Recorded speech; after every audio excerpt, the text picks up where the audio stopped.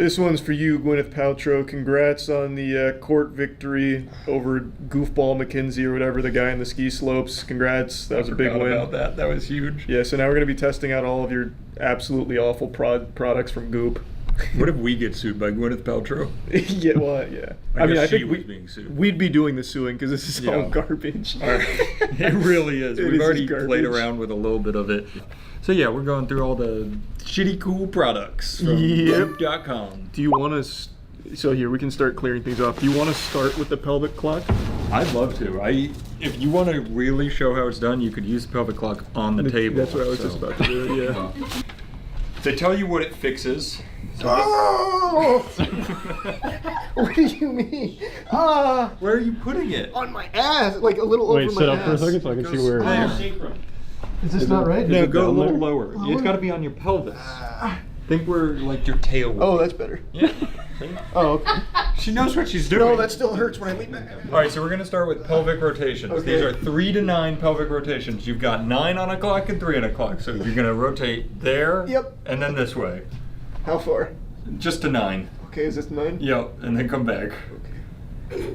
How's that feel? Not good. It says repeat 10 times.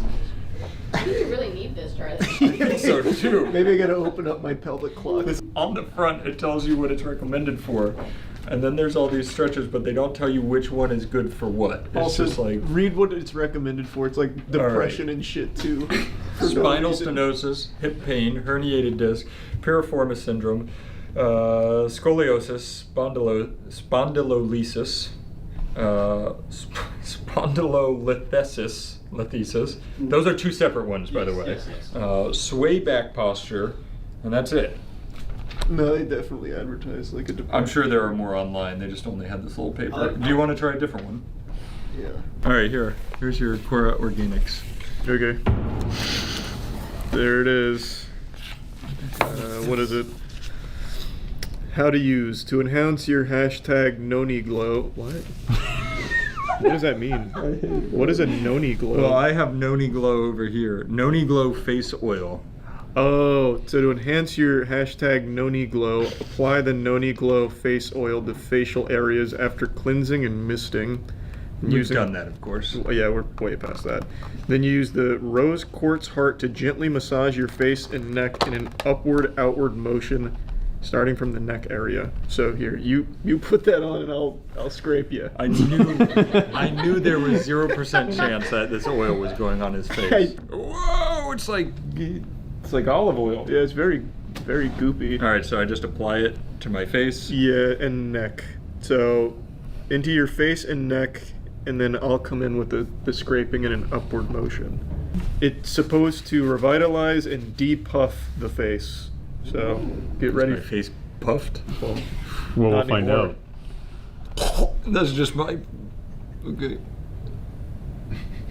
Which side of the heart am I supposed to use? I'll just use all the sides. Try friction. I'm putting no oil there. Here, we'll go to number 3. Oh, there's a lot of oil there. Yeah, Okay. whoa. I'm about to depuff the shit out of this. Whoa. Monique's not even gonna recognize you when you get home. Who's that sexy plankton? Or not plankton, Squidward. I was gonna say, Matt's gonna come in tomorrow, he's gonna be like the flounder from SpongeBob where he turns sideways, you can't see him anymore. I'm sculpting. It's weird, that like the cheekbone fits right into this. Oh, See, look at that. wait, yeah. The cheekbone is very heart-shaped. Wait, how do I look? Pretty good. Whoa. I'm gonna depuff my nose. Yeah. Oh, only up. Holy shit, I was puffing. Yeah, no, you gotta depuffalize. Yeah. Imagine going in the wrong direction. Double check some of these things I'm back just here. gonna, yep, this is good. Yeah, just freestyle it for a second. Alright, that was a cool one. We're turning me into a pizza. Now that I'm all oiled up, we can bake my face. I forgot about this one. A little face oven. Yeah, a little face spectralite. All right, so you're gonna wanna put that on. I'll break it in, I guess. But Matt's already got all the prerequisites met. Yeah, I'm oiled. Does it just have to stay plugged in? Oh, it does. All right, I'm turning it off so we don't waste any. Yeah, don't ruin the sweet. Matt, turn it off. You just gotta. You Okay, just gotta all right, go I'm on. going in. I didn't even read it. There's bacteria, and you're using red to get rid of the epidermis. You look like a Captain America villain. The Captain America bill. I feel pretty good actually. Warnings: do not look directly into the lights. Well, Okay, I'll tell you. Use in 3 device minutes. only on clean, dry skin. Oh. So I'm glad we didn't put it on mine. okay, yeah, he would have died. What's it do? That's. They really don't want to tell you that. Oh, using the high performance power of natural light therapy in just 3 minutes a day. Mm-hmm. Good work. Treat acne and wrinkles over your entire face. Inspired by the same medical grade LED tech used in Dr. Gross's dermatology office, Spectra Light Facewear Pro those were words. Is an at-home hands-free wearable device that uses anti-aging red light. So basically, it's a crock shit.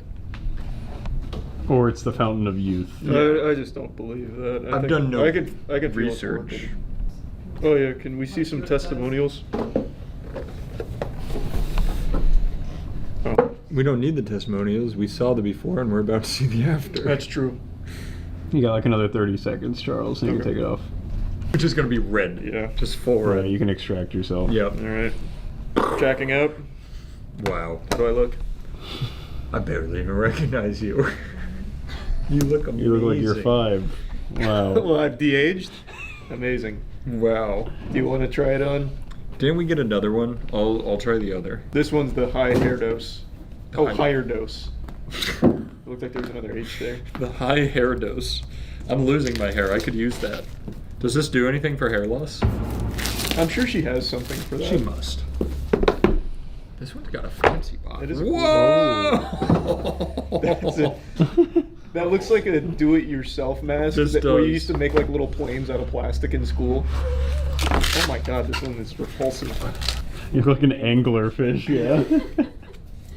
What the fuck does that top thing do? Oh, it makes sure that I can't escape. Oh, here's the instructions. It goes to this. Is that charged? I'd say probably not, but plug it in there and let me. Can we plug me into a wall? The first page is called the Or a medical computer. warning. Oh, That was so fucking bright. Yeah, you're getting cooked in there, Oh my brother. god. Smells like my oils. I feel like the elderly would be the main clientele for these. you guys should remember when you guys were gonna make your EDM band. These should Oh, be these your are the masks that best. you wear. And yeah. they line up with the music. Yeah. Oh, you want me to turn you on? Turn me on. Give me purple. I want a deep tissue. Yeah. Woo! Wow. I can't see them. I can actually see fine. This one's like full blast. Oh, wait, this one has a 10-minute setting and a 20-minute setting. No extra colors, though. I assume that one has the same. Oh, that's the fridge. I thought this started making a noise. I assume that has the same goals as this one. I think so, yeah. Yeah. Wait. Very nice. All right. Well, these are clearly working. So. You want the next package? Yeah, I think I gave Gwyneth Paltrow too much of a hard time. She's got some quality products. Oh, I'm sorry. Yeah. Wait, yeah, we didn't say how much all of this junk true. was. At the end, we can do a little like. You're gonna Aaron Pricing. put them up on screen Yeah. when you guys are playing with them. Exactly. Yeah, so this is the ear seed kit for sexual wellness. The ear has many acupressure points with different benefits. Ear seeds apply a gentle, constant pressure point to connect mind and body to produce desired relief. All right, we're gonna give you a boner on camera. It says, use tweezers to pull seed plus adhesive from the strip and place on point. Press down firmly to secure. What? Okay. What? These are the seeds, I'm guessing. Yeah, and they've got little diamonds on them. What I'm going to ask you Yeah. is please do not lose this in my ear because this video will end with me in the ER getting something extracted. No, they'd be like, oh, I see you purchased the ear seed kit. Yes. Let me get that for you. And has You're your the boner 12th one lasted? today.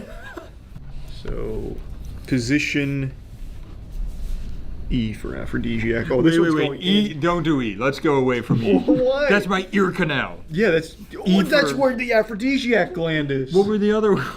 B is sexual function. A is desire. Let's start with A. Give me Okay, A. fine. And I'm gonna go at a bit of an angle so nothing goes in. Okay, coward. Don't pull away. What? Is it working? Wait, hang on, let me look. How's it feeling? It's good. All right, now you have to keep it there for 3 to 5 days. I'll check in with you guys in 5 days. If I don't see that on your ear tomorrow, I'm gonna be real mad. Oh God. All right, we'll do the full What does it combo. feel like? I'm feeling stimulated. Have you used the seeds before? Are you familiar with these? Yeah. You've used the seeds? Not for the sexual function points that I know of, but like acupuncturists will put ear Oh, seeds okay. on you. Okay. And then you just, rub them as you go through. You think they work? I don't think there's anything negative. I can't ask any other questions without HR getting involved. Okay, so that's sexual function zone. Gotta find the third. All right, that's All right. good stuff. We'll leave it there. We'll check You don't in. want one? No. I'm already functioning at peak male efficiency. This would do nothing for me. $45. Oh, it's actually much cheaper than I thought for that. This is a very weird purchase. Was this just for somebody's home? It's just. Oh yeah, that's Accidentally. It got in the cart. I don't know how. $12. That's okay. That's probably the I best like thing that was order. on there. Honestly, it's the only thing that's probably gonna work. Celio espresso I like maker. click Well. confirm order and it passed. All right, we can make some espresso later. All right, thanks, Gwyneth, for the espressos. Oh boy, the ball of bangles. Oh, balla bangles. These contain 1 pair of 1 pound wrist and ankle weights. Yeah, a whole 1 pound of added resistance. That's gonna be huge. I gotta help you guys with like the gaming muscles. Oh, might that's actually actually. pretty smart. That's probably what the clientele was for the balla bangles. Yeah. Wait, that's only. That's only 1? No, this is No. a bunch of them. This is like what Rock Lee had. So now you take. Oh no. Oh wait, no, wait. And then these are stuck Yeah. together. There you go. Okay. Wait, you're supposed to wear that whole thing around your wrist? I Yeah. thought it was gonna be like a little band. They're So did I. flexible.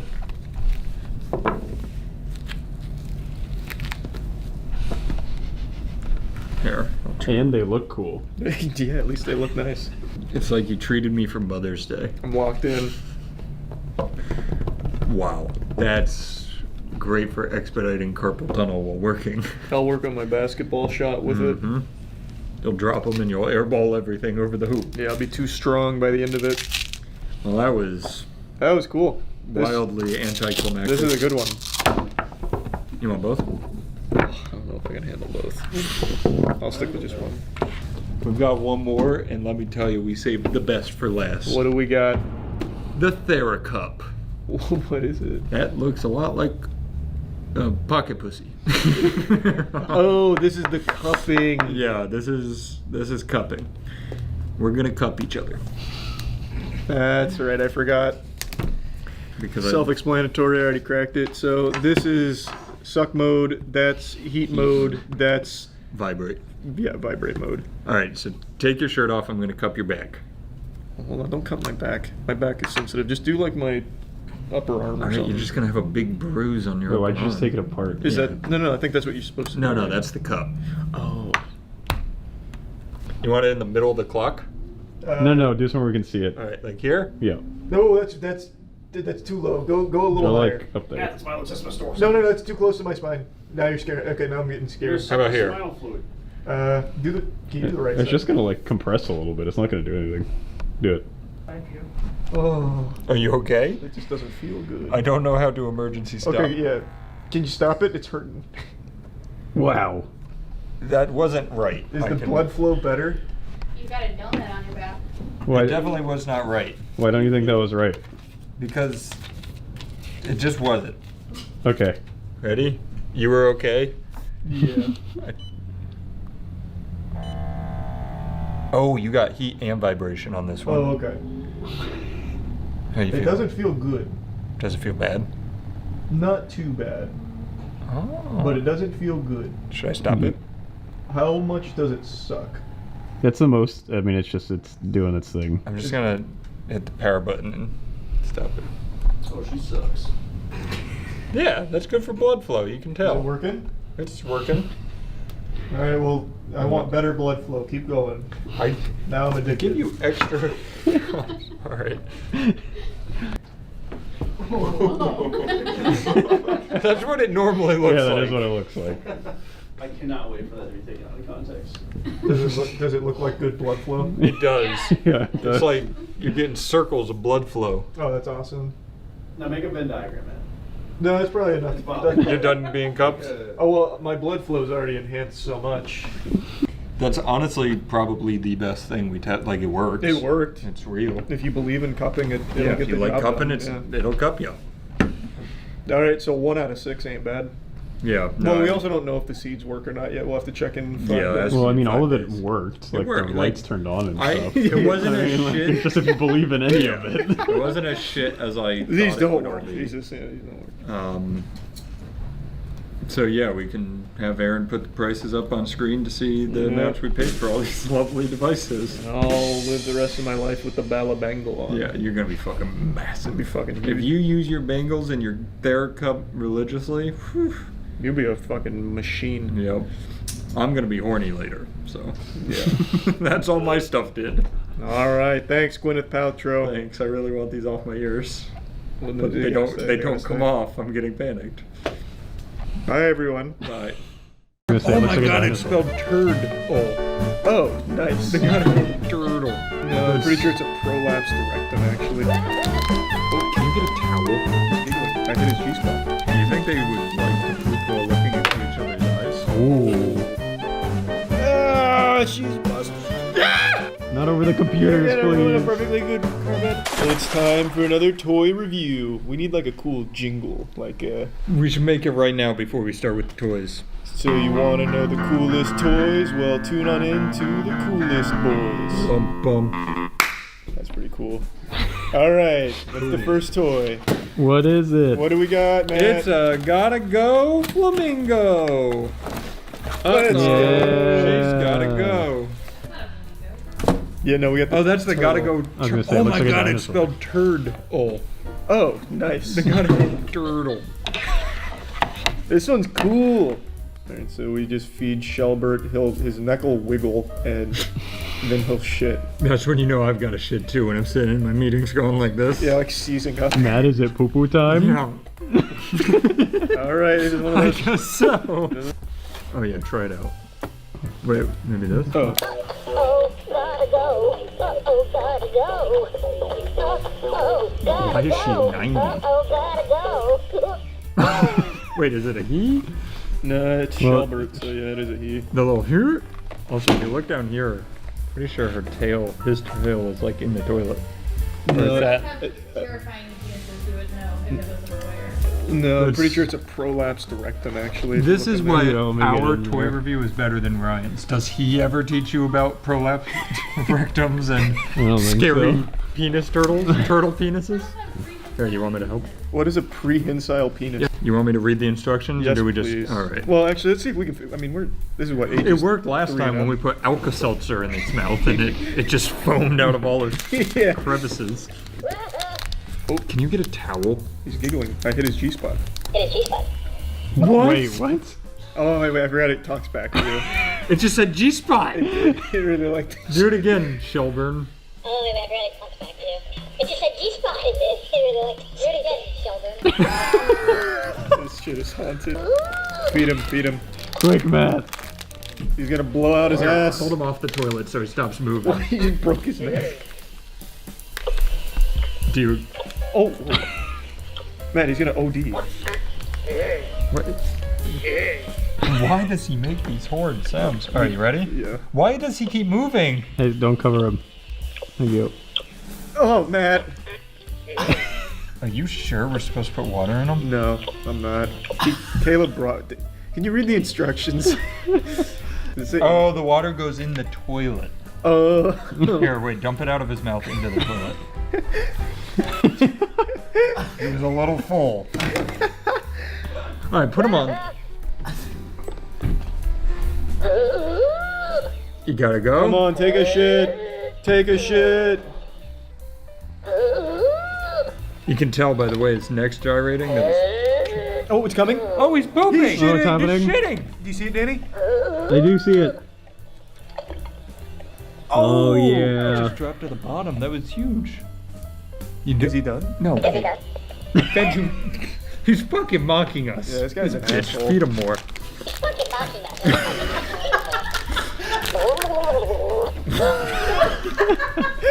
I'm arguing with a turtle. Oh my god. Let's go, Shelbert. Shelbert. Oh, there he goes! This is horrifying. Kids play with this. This is cool. Now, did you say it's slime? Like you can play with it now? You're supposed to be able to play Here, with go it, ahead. I think. Yeah, play with Did you it. say slime? Like, Shut the fuck up, Shelbert. Oh, you know what it is? It's that Oh, you know what it is? hydro. It's that, oh, you know what it is? It's that, You're going in timeout.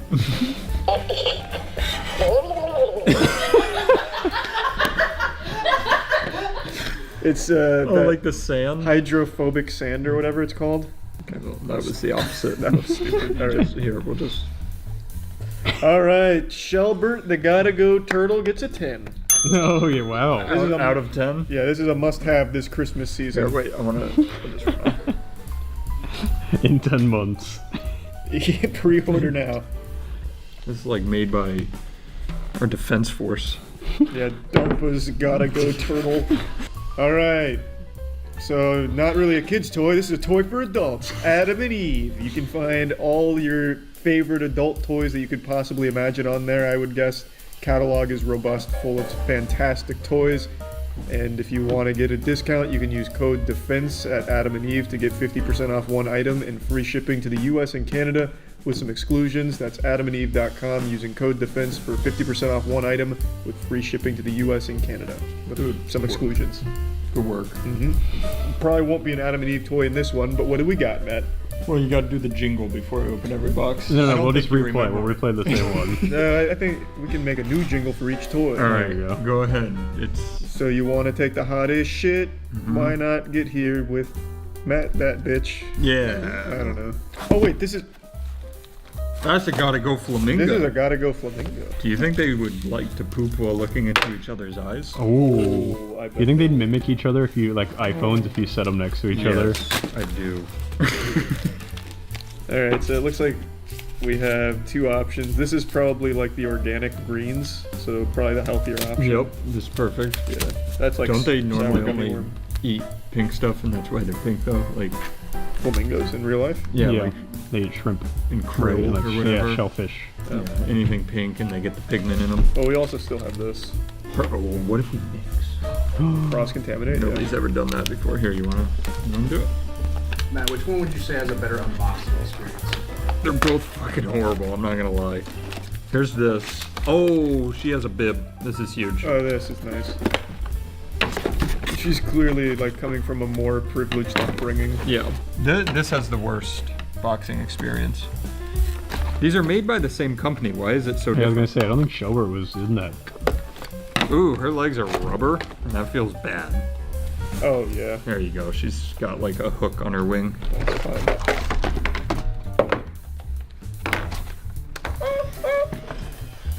She didn't like where I touched her. You got goofy little Yeah, her legs. little legs are weird. All right, fill up that toilet bowl, Matt. Why did it sounded like a old country farmer. All right, we've got a full toilet.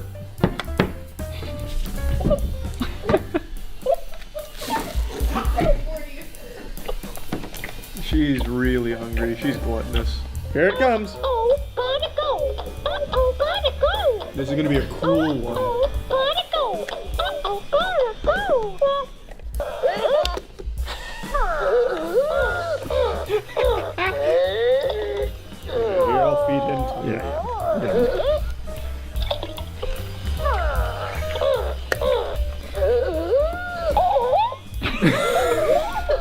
It's like a Pokemon battle. This is insane. Shelbert, use tackle. Oh god, we forgot water. Yeah, he's a shitty. He's dry. Wait, water came out of him. Oh, you did true. pour water into him at one That point. has nothing to do with it. He's got the squirts. Alright, so I give Yeah. Sherbert a 10. But they're both 10s. Yep. We're opening a dark portal I think, between them. Alright, let's get the fuck out of here. Oh my god. We're on to the next toy. That must be started with a jingle. Yeah. Yeah. There's. Hey kids, what the fuck is that? It's a brand new toy and it's Big Matt. Yeah. Wait, this is Lava Lamp and Glitter Tube Factory Science Cavity Activity Set. Alright. Let's get it. It kind of looks on the back like there's like acetaminophen bottles in here. Oh, it absolutely does. It's a lot of Advil. Oh, Very shit. cool. Wait. We won. We get Mr. Beast's factory. We did it!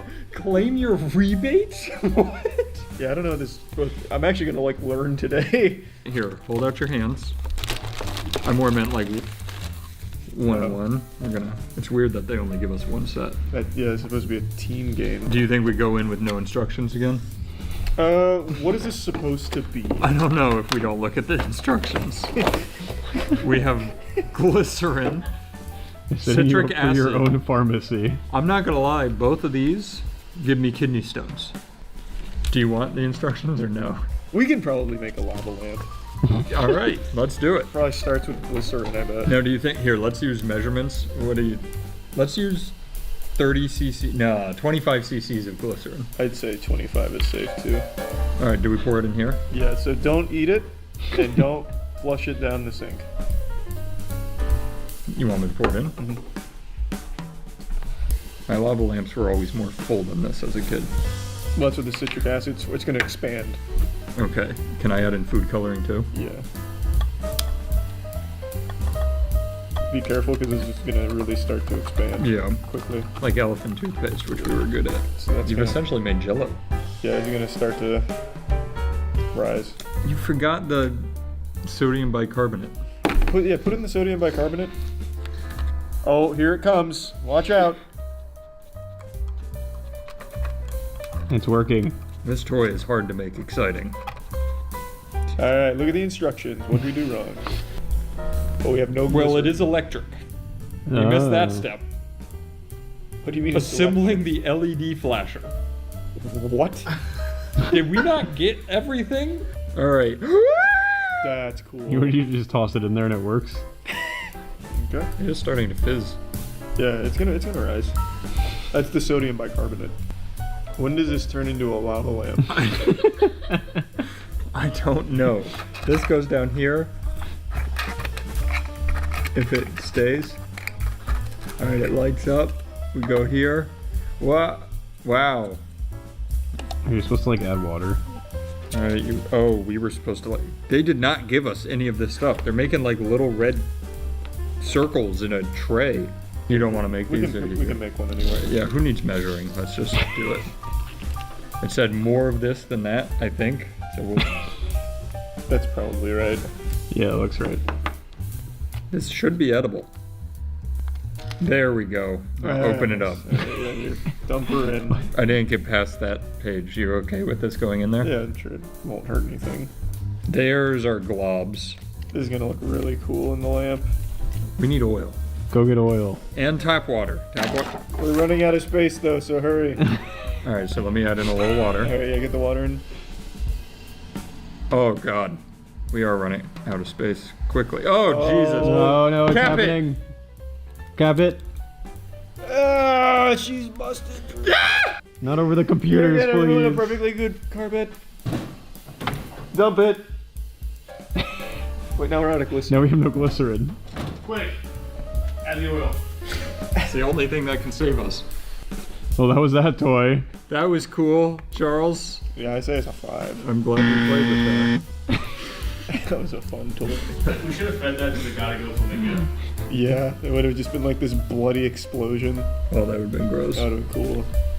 All right, thanks for the toys. I mean, I think it's... Is it Kellogg's? Yeah, thanks, Kellogg's, Thanks, for the toy. Kellogg's, for the Gotta Goes. Thanks, not Chip Skylark. Who did we like recently? Clay Aiken. Thanks, Clay Aiken, for the toys. Send some more when you get a chance. All right, that was good. See ya. I have a history of making fun of as seen on TV products, God rest their soul. It's unfortunately a dying art form in the modern age. As seen on TV products in the big 2024 is a certified Celtics Shaq moment. It's not nearly as prevalent anymore, so gone are the days of the household names, the greats like Billy Mays, Vince ShamWow, Anthony Sully fucking Sullivan. It's just not something that a lot of people pay attention to anymore, so infomercials don't get made as much. However, there are still as seen on TV products that hit the market. And I think the main place people get them is Walmart and Target. They have entire sections towards the checkout that are dedicated just to as seen on TV slop that you've probably never heard of. And every time I'm checking out at a Walmart or a Target, I'm always drawn to seeing what new items just hit the shelves. And I always see tack glasses just standing proud, fucking patriotic. There's nothing more American than tack glasses. The only thing that might come close is a Budweiser and a cheeseburger. But I always see tack glasses on the shelf, and I've always been tempted to get them. Throughout the years, I made a couple videos on them, even tested them 8 years ago about their Indestructible claim. I even made a video a little over a year ago, just joking about the goofy Nick Bolton commercials with these. And today I decided to pick some up because I saw a new competitor entered the Thunderdome. A new champion into the Crucible, Battle Vision. I just put these on, and this is just purely the void now. This is what the Daredevil sees. My face may be too slim to wear these. I don't know whose face fits this besides a Roblox character. They are absolutely fucking massive. They go 3 inches off both sides of my face. But anyway, I wanted to put them head to head with the classic tack glasses. So I picked them both up, and we're going to be running them through all of the most rigorous testing that my little noodle can cook up. But before that, here's absolutely something that you should be picking up. Goof Juice, my GamerSupps flavor. It's available now. There's a huge sale going on. Gamersupps.gg/moist. There's a link in the description. It's the best flavor of any beverage you'll ever taste in your life. I wore these puppies in the field, in a car out in public, and I imagine I scared all the other drivers on the road because I was getting fucking furiously tactical with these bad boys on. So I was looking around trying to see if I could find some high definition birds like in the commercials. Then I hot swapped over to the Battle Visions. And man, it was a whole new ballgame. I look like Cyclops out of the X-Men. So in terms of style, I prefer the tack glasses, but some of you out there might prefer wearing the entire fucking kitchen sink that Battle Vision offers. I guess it's full protection in case the sun tries to flank you. You're kind of covered all the way around. Before moving on to the next set of tests, I just have to mention how adorable I find this fixation on tactical battle-ready sunglasses for the average Walmart Target shopper. It's you see this shit up there and there's an American flag and fucking eagles flying through with bombs dropping. It's you need tack glasses to survive. This is how you protect your family with the right pair of glasses. So I've already shown you mini tack glasses commercials, but let me show you the Battle Vision one because they share very similar DNA. This is Battle Vision by Atomic Beam, inspired by U.S. soldiers that depend on clear vision to hit their targets. Hi, I'm Hunter Ellis, and I wear Battle Vision by Atomic Beam for crystal clear vision when it matters most. Battle Vision lets you see in high definition. Unlike regular glasses, these high-tech HD polarized lenses help you see objects the naked eye can't detect. When you're out in the field looking for terrorists, these Battle Visions can help you detect them even if they're wearing ghillie suits in the jungle. It's one of those beautiful fucking infomercials, and I had never seen the Battle Visions ever being sold at Walmart or Target, so today was a special day. I knew I had to pick these puppies up and check out the commercial. So let's move on to the next set of tests. Performing a stare directly into sun test. Battle Vision, test 1. Ugh. Not optimal. Definitely still took a bit of radiant damage. Swapping to tack glasses. Preload. Staring directly at sun. Ooh. Not. In TAC Glasses and Battle Vision's defense, they never claim that you can stare directly at the sun with them. This isn't like a, you know, solar eclipse totality moment or anything like that. They're not making bold claims, but I think it's always best to be ready, and I think Nick Bolton would agree. If you're going to be tactical, you have to consider everything an enemy, including the sun. In fact, especially the sun. That's the ultimate terrorist. It's always blasting you with harmful UV radiation. So if I can stare that bitch in the eye, then that's all the more safe for me and my family. So I wanted to see how well both Battle Vision and TAC Glasses performed if staring directly at the sun, and neither really helped me that much. It still felt like I was just kind of raw dogging it. Like, it didn't really feel like it offered too much of a protection between my tender little peepers and that absolute fucking monster up there. Endurance test. See how long I can stare at sun. TAC Glasses. We'll see. We'll go for duration. So I'm not expecting for complete immunity here, but maybe just reducing the amount of damage to my cornea. Test 1 for endurance. Okay, PB. TAC Glasses, I think 2 seconds, maybe-ish. Maybe I'll put a counter on screen. Swapping. Battle Vision. Same criteria, endurance. Fuck, okay. Oh god, okay, yep. Alright, I'll have to check with an optometrist to see damage and get those numbers back, and then we can maybe extrapolate based on that. So I recognize you can't see my eyes through the glasses, but what I tried to do is just like Clockwork Orange style, like eyes wide open, like actually fucking peeled. So I went up and I did like one of these directly at the sun for as long as I could, but obviously that shit burned. Like, it didn't feel good. Obviously looking at the sun never feels good. But I still tried, and I think I maybe got like a little over a second on both. Neither one of them really equipped me with more time staring directly at the sun.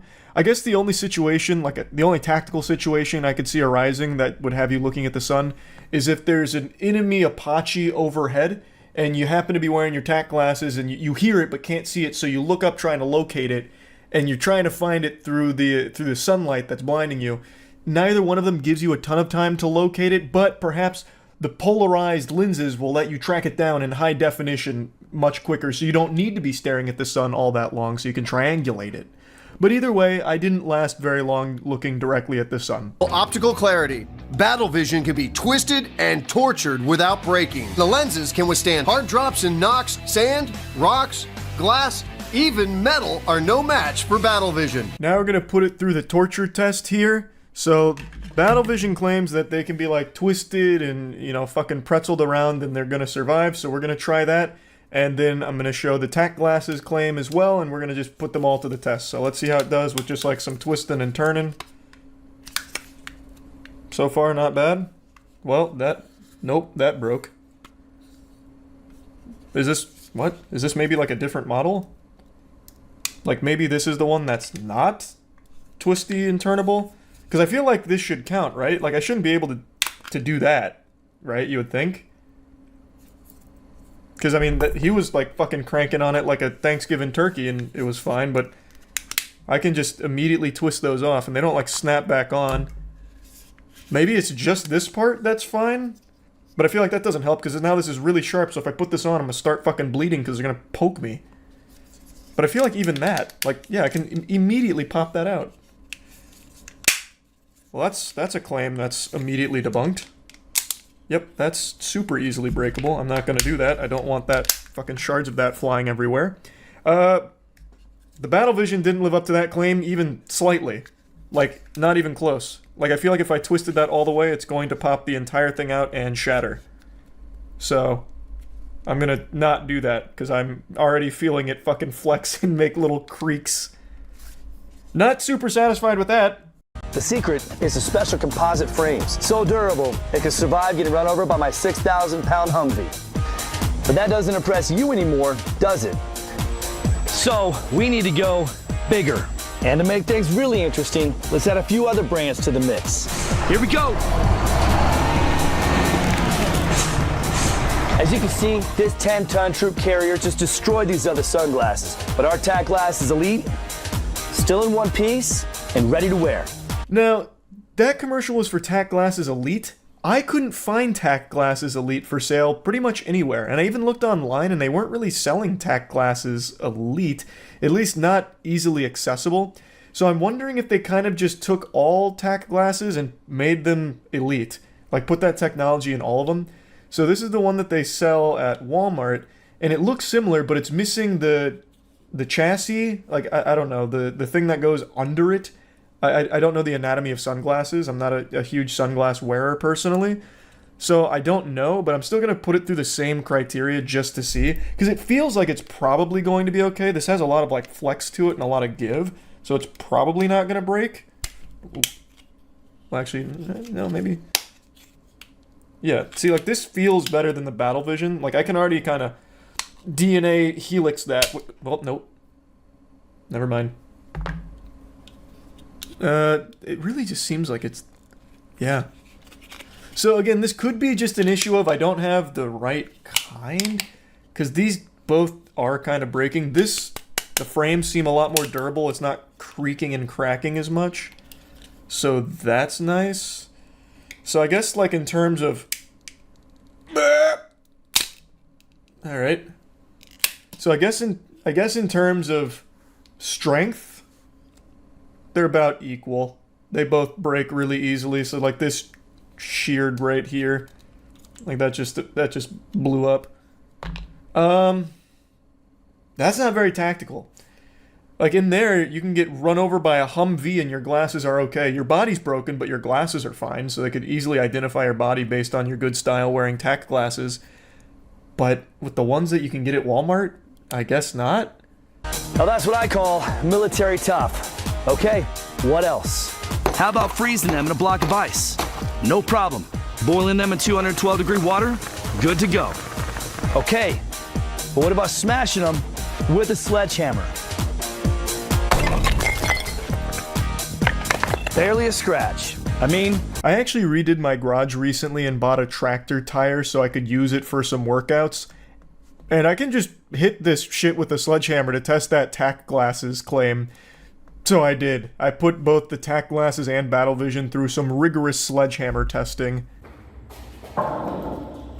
So I teed the tack glasses up here and got ready for my first clobber.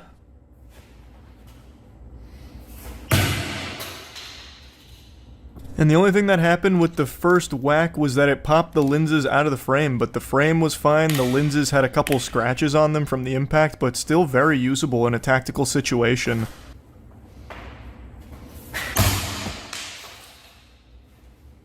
So the second big hit was like a fucking piñata exploding, and that did split the tack glasses, but honestly, if you were in a situation where someone had you like tied down and they hit you in the face with a sledgehammer and you had your tack glasses on, they'd at least survive the first hit, which ain't bad. The second hit though, not so much, but the frames were okay. Next up was the Battle Vision. I had a theory that Battle Vision probably wouldn't last as long. I imagine the first hit would probably kill this thing. And I was right, the first hit just immediately blew up the lens, so not nearly as strong as tack glasses, but admittedly Battle Vision never made the claim to be sledgehammer proof. Just to keep things even, I gave it a second hit as well, and this one was just as bad for it. Once again, the frames were fine, so that's good that the frames can survive a sledgehammer impact, but they can't survive just being jostled around in your hands. I guess that's not exactly fair to say. I wasn't just like jostling them around in my hands. I was ripping and tearing at them like some Doom shit. Like I was bending them all kinds of different directions, and they weren't able to survive that, even though both in their demonstration showed that they should be able to flex and do all that without breaking. So overall, not indestructible, not even close, and I guess if I had to choose which one would be best, I'd probably have to go with tack glasses, not only because I prefer the sleek look, but also, I mean, it took one sledgehammer hit pretty well. So I mean, that's cool. Like, that's pretty cool. That's about it. So yeah. Why do I look like a Tony Hawk American Wasteland character? Well, it's because when we were doing our Twilight movie marathon like a year ago, a buddy of mine named Ridley had this shirt and he gave it to me and I thought it was cool. And then today, a friend of mine let me have this Shadow the Hedgehog chain. And I thought the two of these together was one of the most diabolical fits I could put together, so that's why I'm in this ensemble. But it's also like perfectly matching today's video because the vibe is right on the money for crypto bro degeneracy. So the big story today is about the 13-year-old that rugged people with his quant shitcoin. CoffeeZilla posted a video going in depth on it into the nitty gritty. I'm here just to point and laugh at the whole thing. So if you want like actual smart discussion on it, definitely check out Voidzilla for his coverage. Meme coins. Gen Z in particular has gotten interested with one called Gen Z Quant rug pulling a token recently, and well, it kind of went viral for all the wrong reasons. Well, oh, it was nuked. Why is it nuked? No way. Oh. Holy holy You full clip. holy thanks for the 20 bandos. Imagine being a grown-ass adult and putting your hard-earned cash into a meme coin called Gen Z Quant that is made by an actual toddler, a milk-drinking, pudding-eating, fidget-spinning baby, and then being surprised that you lost money on it. Even if he didn't blatantly rug you and spit in your face laughing at you for being a deplorable idiot, you still should have never treated that as some kind of Galaxy Brain investment. That was always going to just be a donation to Chuck E. Cheese troop. That is the stupidest shit ever. Now, I know crypto's blowing up huge again. Trust me, I'm well aware of that. But this is not how you get ahead of the curve. Like, I know FOMO is huge, you know, fear of missing out, so everyone's just putting as much money as they can, throwing all their clams into every shitcoin imaginable, hoping for these moonshots. But this is just a new level. This is turbo moron shit that not even Patrick Star would recommend. You would have had a better chance of making money if you took $1,000 and just asked a random person on the street to double it for you. It's so incomprehensibly stupid, and it only gets worse, by the way. So look, I don't know. There's so much here, from pretending you aren't selling. Wait, what? He said, wait, Wait, what? I'm so confused. To like, what's going on? To the double middle fingers, you know, to the thanks for the 20 bands. Thanks for the 20 bandos. Now, in total, he made about $30,000 on this coin. He then launched another coin called I'm Sorry, where he rug pulled that for about $10,000, and then launched another coin about his dog, which he also rug pulled for another $10,000. The kid said, you know what's better than scamming dummies once? Twice. And you know what's better than 2 times? 3. This man went for the back-to-back-to-back triple heat scammerooski. And every time people kept putting money into it, and he kept rugging them. He made 50 grand off people putting money into his shitcoins. So he rugged them the first time with Quant. Then you've got all of the investors hitting their whippets and feeling really sorry for themselves. So the kid comes back with the I'm Sorry coin. And they're like, okay, maybe this is the redemption arc. I'll put money into this one. Surely it won't happen again. Bang. It happens again. And then fool me once, shame on me. Fool me twice, shame on me. Fool me 3 times, I need to check myself into the Arkham Asylum, a mental institution. I need to be fucking locked up because somehow they went back again. Not just for seconds, for thirds. They bought into another shitcoin from the kid, which he rugged immediately too. He rugged the same people 3 times for a profit of $50,000. Holy shit. This wasn't taking candy from a baby. This was a baby taking candy from you. You can see that all here. Here's his $30,000 rug pull. Then he does the Sorry rug pull for $13,000, I guess. And then finally, his dog Lucy rugs for $11,000. And I gotta say, the third time, maybe you could have said the first time, he caught you.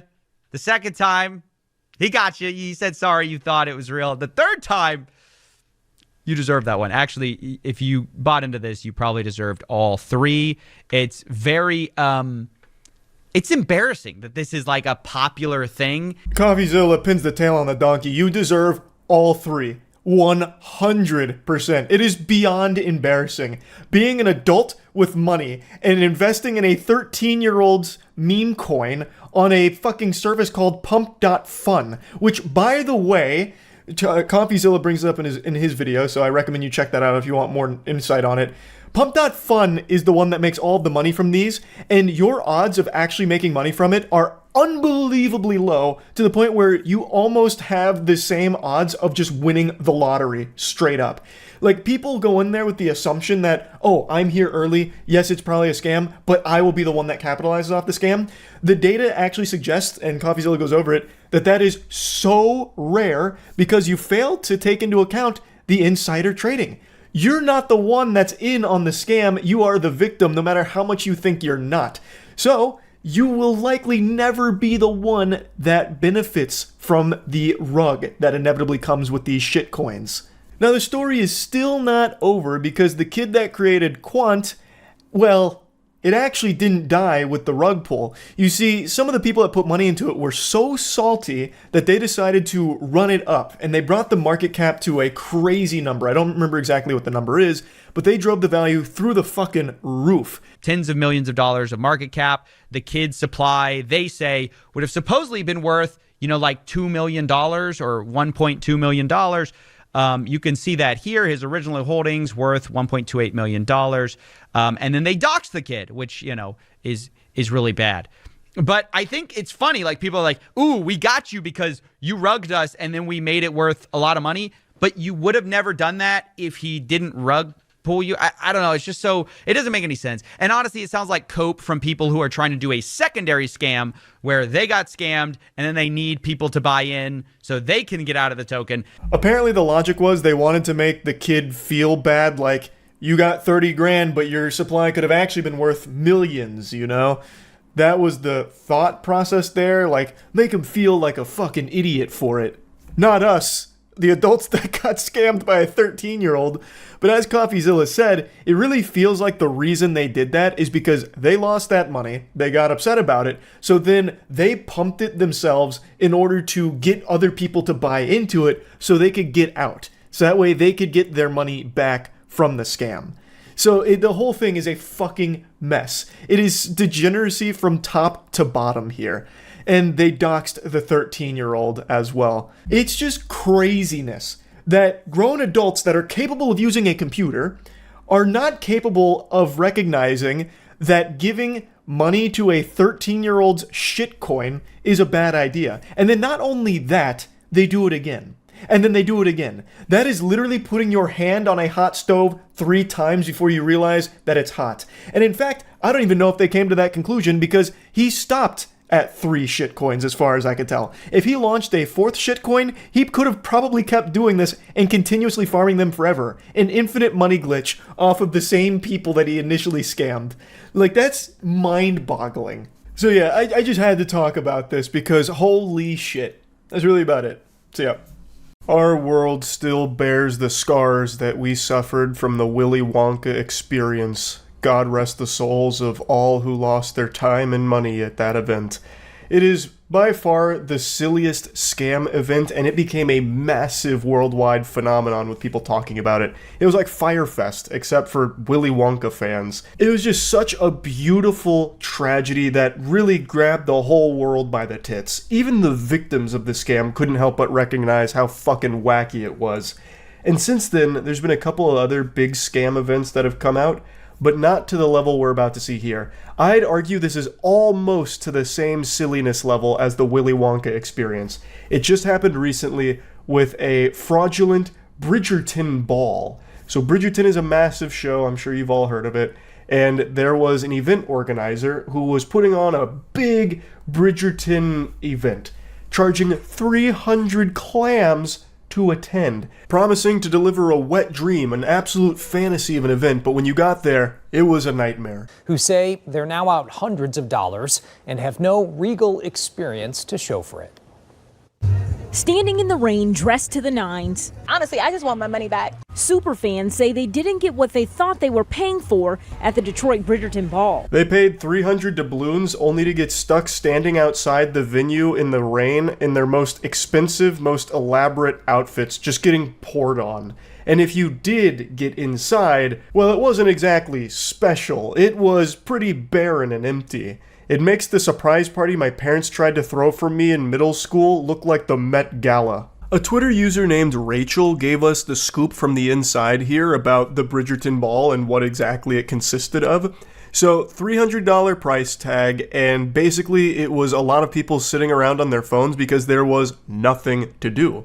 There was no ball. There was no anything. It was like the fucking void that Squidward goes to be all alone, except you're not alone, you're just surrounded by multiple hundreds of other people that also got scammed and paid to be there. There's also some hoopla before the event even took place because of a rescheduling that didn't make a lot of sense. So originally the event was supposed to happen in August, but then there was hoopla, they pushed it to September, and then there was even accusations that the reason that they had to push the date is because they weren't paying the previous venue, which is why they got, kicked out of using the venue or something to that effect. But regardless, the event did happen 3 days ago, or lack thereof an event, really. Here's the decor of the Bridgerton Ball event. Stellar, absolutely jaw-dropping, breathtaking even. This is straight out of a wet dream. I mean, just look at how great it looks. So, as you can see, it wasn't exactly the best put-together venue. That looks like something you'd see set up at the state fair for photos, not a $300 Bridgerton Ball event. And I think the Twitter user really hit the nail on the head. I have a game theory here. I think the organizers got all of this money from all of these attendees, and they were just extremely happy. And then as it came closer to the date, they realized, oh, we can't just take their money. We're going to go to jail for that. That's illegal. We have to put on some kind of event. So they panicked and then went to Party City, grabbed this furniture, and just set it down haphazardly there. It really feels like this whole event was put on like the actual day before. And even less, perhaps. Like maybe a few hours before people got there, they had like a couple of friends and family scrambling to get like some chairs and, hire someone to play the violin. Because one of the advertisements was like live music. Well, here's the live music. A single violin player, like probably playing the saddest song you've ever heard too. Like that must feel awful. You get hired for a gig and it turns out to be this.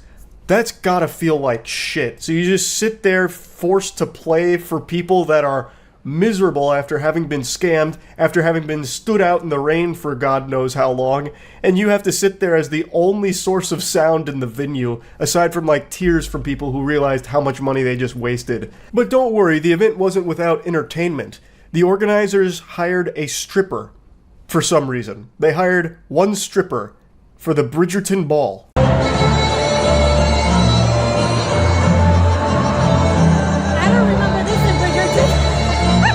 Now, I'm not the most knowledgeable on Bridgerton, but that seems a little out of place. It feels like what happened is they just scrolled through Facebook Marketplace for anyone advertising any talent, like, commission them. Hey, I play the violin. I'll come do like a party or something if you need. Book it. Hey, I'm an exotic dancer. Book it. You probably could have advertised anything, and if you were on the marketplace at the time before this event happened, they probably would have grabbed your services. Like, hey, I'm a professional soup slurper. Oh, you're coming to the Bridgerton Ball. Hey, I juggle and spread my butt cheeks. To the Bridgerton Ball with you. Like, it looks like they just desperately, at the last minute, just hired some people to come in here just to, like, hang out to make it look like the event was happening. Like, it looks like they were trying to do the bare minimum where they could make a legal argument that they did fulfill their event obligation. But yeah, they promised a cash prize, which that didn't happen. They promised a diamond of the season thing, which didn't happen, and a lot of other like nonsense that didn't happen. And overall, most people want a refund, which is very reasonable. They got scammed. They 100% got schmeckeldorfed. They also got potentially food poisoned as well. Apparently they ran out of food after an hour, and some of the food they were serving was raw. So there's a good chance that not only did you get scammed, your gut got fucking slammed. The way that it was described is that this was going to be a Bridgerton evening. We were going to have classical music, good dinner, and there was going to be a play, and they were going to pick Diamond of the Season. They were going to give away all of these prizes, and we went in, and it's completely empty in there. Hey, come on now. It wasn't completely empty in there. Didn't you see the pole dancing and the violin player? I bet they were probably just about to bring out Monopoly as well. And had no problem just taking people's money. The company behind the event, Uncle and Me LLC, has since disabled comments on their social media. They haven't put out any official statement, the event organizer I'm referring to. They've just gone silent. So I'm guessing this is just another little game theory here. I'm guessing what's going to happen is the classic. They're going to shut down their socials. They're going to remake the company under a different name and pull another scam like this again in the future. That's my hypothesis. I just don't see a world where Uncle and Me can somehow put out a statement that allows them to continue to do business down the line. Like, this fundamentally stops their whole business, because who the fuck is going to pay money to go to another one of their events? Even if they said they were just giving away free donuts, I bet nobody shows up because they wouldn't trust it. Like, they'd still feel like there's some kind of scam there. It's not something an event organizer can come back from. You have scammed a lot of people, and they're not giving refunds as of this moment. So how the fuck are you expected to do business again? And I don't think they're going to try. I think they're going to rebrand. That's my guess. I am hoping for a happy ending, though, for the people that lost their money in this. I'm hoping they get a refund. Also, this scam, like this event, is probably the only one so far where people probably lost a lot more than just that money in that time. Because of the scale of it, like a Bridgerton ball where it was all about like elegance and dressing up and all of this, I have no doubt there's people that spent like an entire week picking out their outfit, buying accessories, buying other things, buying outfits, buying dresses, all just to prepare for this event, which turned out to be a big fucking fraud, a big scam. So I do think that this is probably more than $300 that people lost in this. That's just how much they lost on the ticket. And that super sucks. But anyway, want to talk about it a little bit. That's it. See ya. Watch Tyler 1. I'm busy. Can't you see this man's blowing into a coconut? I feel like he's trying to summon Hellboy or Bloody Mary. Oh, baby, he's got a tool belt. His Batman utility belt of sound healing equipment. I didn't expect that. Robbed at gunpoint. He started deflecting bullets with his healing fork. I guarantee it. This man's gonna spring up from the bed thinking he's going into battle. Need you, Starburnside! Look at that beautiful technique. Stirring up the bad chakra and throwing it away. It's not pee. It may look like he pissed his pants, but it's actually just chakra in its liquid form. You see, what Brian's doing is he's reducing the chakra to its most primordial state of matter. Blue before everyone charged out of Helm's Deep. Yeah, exactly, it's just chakra juice. I don't know why he's focusing on the cock area so heavily. No wonder he pissed his pants. This man's spending a lot of time on it. God, how much more can his dick take? He's already blown his chakra load. Come on. Have mercy. Let him have a refractory period. The guy has definitely fallen asleep. We have not seen a video with Brian where his patient hasn't fallen asleep on the chair, or on the table. Yeah, I think maybe Brian went overboard. I think he extracted too much chakra from him, and he has died. I want to see the skinflip healing frown. Just give Brian time, he'll work his way up to it.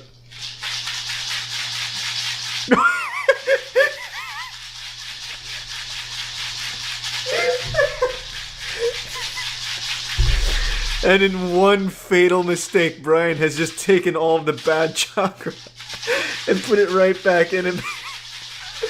I hope he just starts hitting his head like a fucking caveman with his club.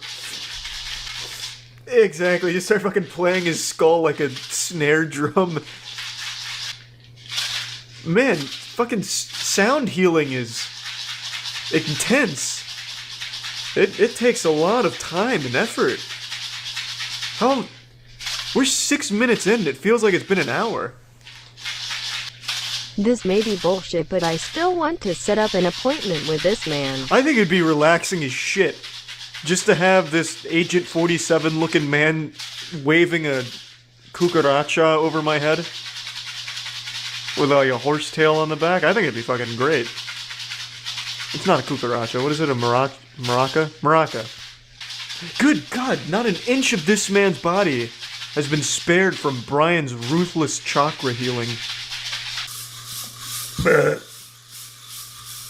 All of us are gonna feel so fucking silly when this old man stands up and he's 20 years younger thanks to the sound healing. And he's got huge muscles, like bulging muscles. What types of food would you suggest for a nutritionally complete diet while on a budget? Trying to lose weight, but everyone I talk to keeps rambling about starvation mode. Yes. Honestly, I wouldn't even recommend food. I'd recommend sound.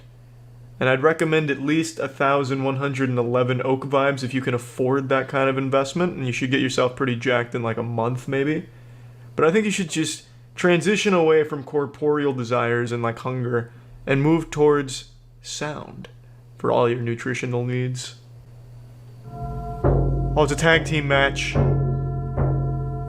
It's gonna lead to an overstimulation. I can see her getting healthier.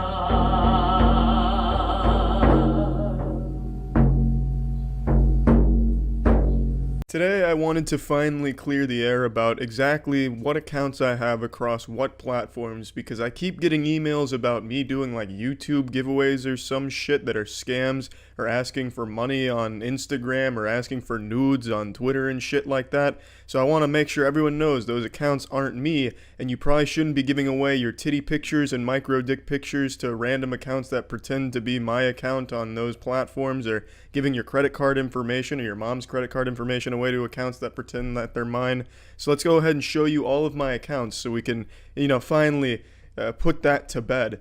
And before we get into that, I'd like to thank today's sponsor, Long Hair. I'm still not fucking cutting it. It's not a phase, though I do recognize that it's getting to that length where it looks like I jot down Pierce the Veil lyrics into a dark diary every night before bed. But I'm still letting it grow. It's gonna grow for a while. I'm gonna let it ride. See how it looks. So let's start with YouTube. The only YouTube account I have is this one right here, the one that you are on jerking off to right now. This is my only YouTube account. One thing I get in emails is that I'm doing fake giveaways, and they'll send me a screenshot, and it's a very blatant scam. It's like, hey, Stinkmeister, I've chosen your special smell to enter my $100 Amazon gift card giveaway.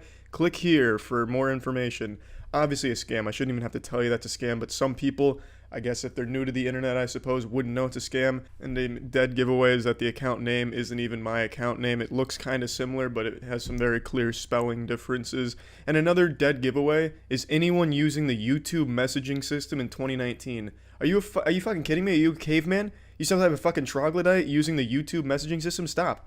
You asking to get scammed by using that primitive messaging system. It's horrible. So I would never use the fucking YouTube Messenger. That should just be an immediate red flag if you get a message from me on YouTube. It's not from me. I'll tell you that right now.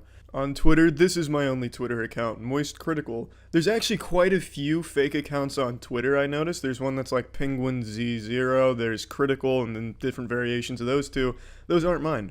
And it should be pretty clear that they're not mine because of the shit that they post on it. They post like excerpts or quotes from videos I've made. Why would I do that? Why would I post my own quotes or excerpts from my video on my shit? I'm not some type of loser narcissist posting my own memes from my own content. That's so fucking low. Those are not my accounts, so I'm not asking for nudes and credit cards on those Twitter accounts if you're getting those type of creepy DMs from them. Not me. On Twitch, my only Twitch account is twitch.tv/moistcritical, and every single one of you should go follow and hang out around there. I'd love to see your beautiful faces when I stream there, and I stream daily. Hope to see you there. Snapchat. Haven't gone on Snapchat in 2.5 years, so if you're talking or flirting with someone on Snapchat, it is not me. I don't use Snapchat. The update from 2 years ago fucking killed it. It's dead to me. It's a rancid pile of shit that I haven't touched and I don't want to touch. Let's move on to Instagram. Big Moist Critical. This right here is my only Instagram account.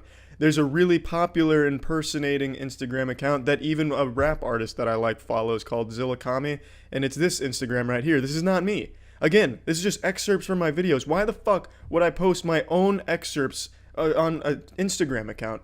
I'm not that shameless. I don't sink that low. I post some fucking bangers on Instagram, such as pictures with my dogs, and that's about it, really. Let's move on to Pornhub. My only Pornhub account is The Biggest Moist. I have 2 videos on it, which was the Second Life one that I made, and then the How Bud Light is made. Those are the only 2 things I have on there. I did, however, stay logged in during a porn binge one time, so there's a lot of different lesbian porn that I have on my saved in there. So, I mean, those are the only things you're going to find there. That's my only Pornhub account. I'm not going around commenting on videos saying, hey, who's this actress and what's the diameter of her butthole? Couldn't tell. What's the hypotenuse from her titty to her butthole? Couldn't tell. I'm not commenting that shit. I don't really use that Pornhub account anymore. I only use it to post a couple of things, and that's about it.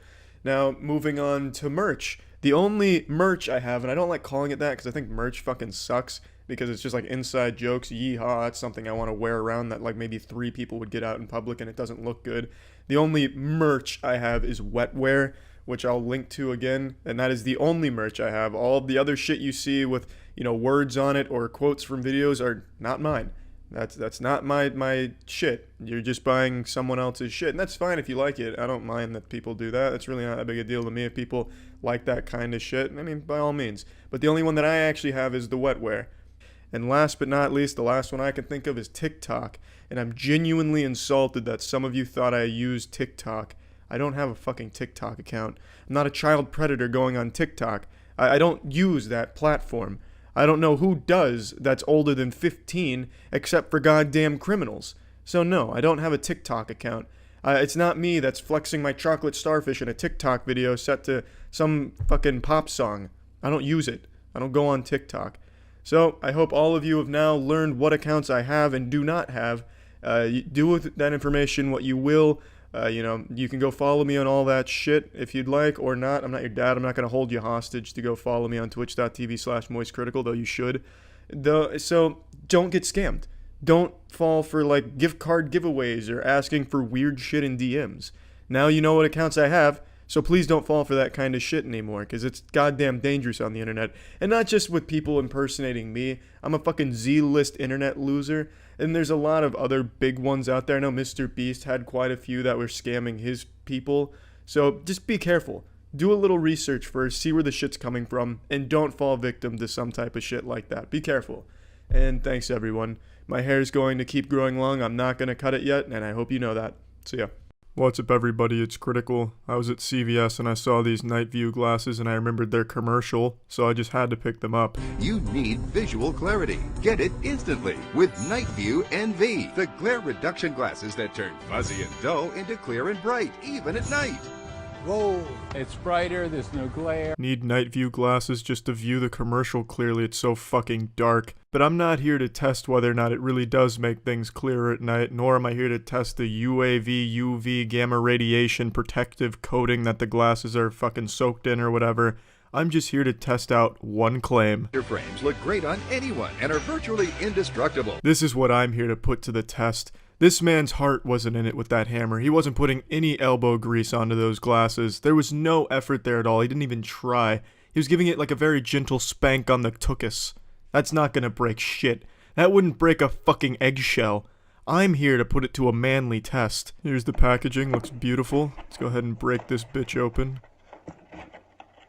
Alright, so the box is what's virtually indestructible. Jesus, fuck, finally.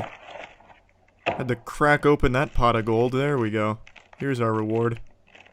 This nice hunk of shit. I like how it comes with little directions here. Let's take a gander. Oh no, that's super duper cute. That is absolutely adorable. Look at the caution. Before using, please check to ensure that you can see properly. Well, no shit.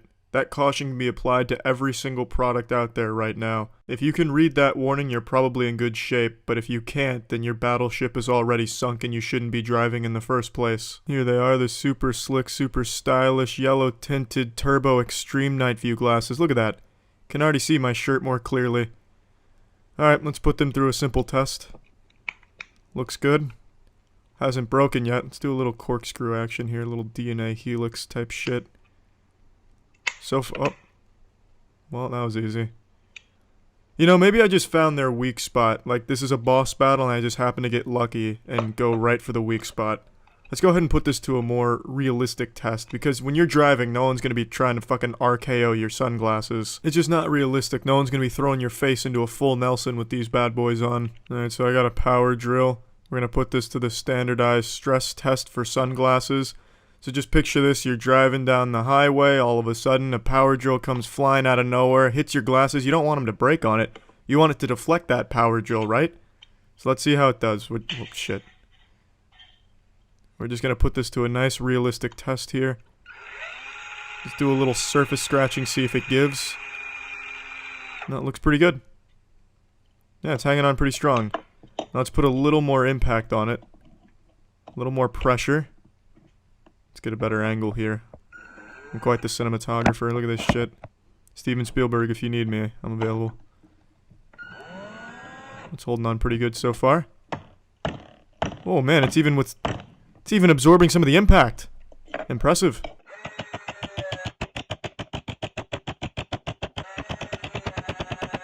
It managed to withstand the whirlwind fury of my drill karate. It's worth mentioning I didn't go super hard here because although my neighbors make a whole bunch of noise upstairs like it's a fucking war zone, they had the audacity to call a noise complaint on me when I accidentally dropped something and it made a loud noise. So I didn't want to risk a second noise complaint, so I didn't make it super duper hard because I didn't want to create a whole bunch of noise. Alright, test number 2. So it's an average Friday night. You're chasing a ninja who's riding a motorcycle. You're trying to get the nuclear football back from him, but he's armed with some kunai, and you're wearing your night view glasses, and he throws a kunai back. You're going to want to make sure it doesn't crack your glasses, right? That's common sense. So let's go ahead and put this to the standard kunai test and see how it holds up.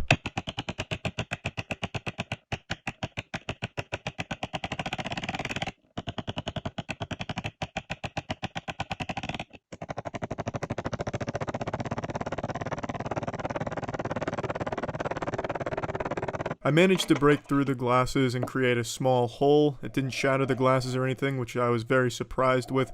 So these glasses are actually very effective if you're facing off against a rogue carpenter who's throwing power drills at you, or if you're in hot pursuit of a ninja throwing knives back at you. Overall, I'm very surprised the glasses didn't shatter, although I wasn't using a super huge amount of force or anything like that. I wasn't pushing on it with the force of 10,000 newtons or anything.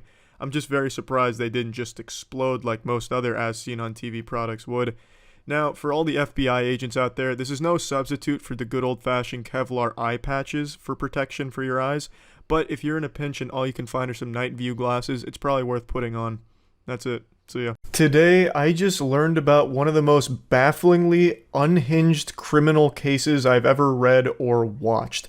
And it's honestly made me disappointed in all of you for not making me aware of this situation sooner. Shame on you in particular for hoarding this filth to yourself and not letting me into the lunch table to learn about it with you.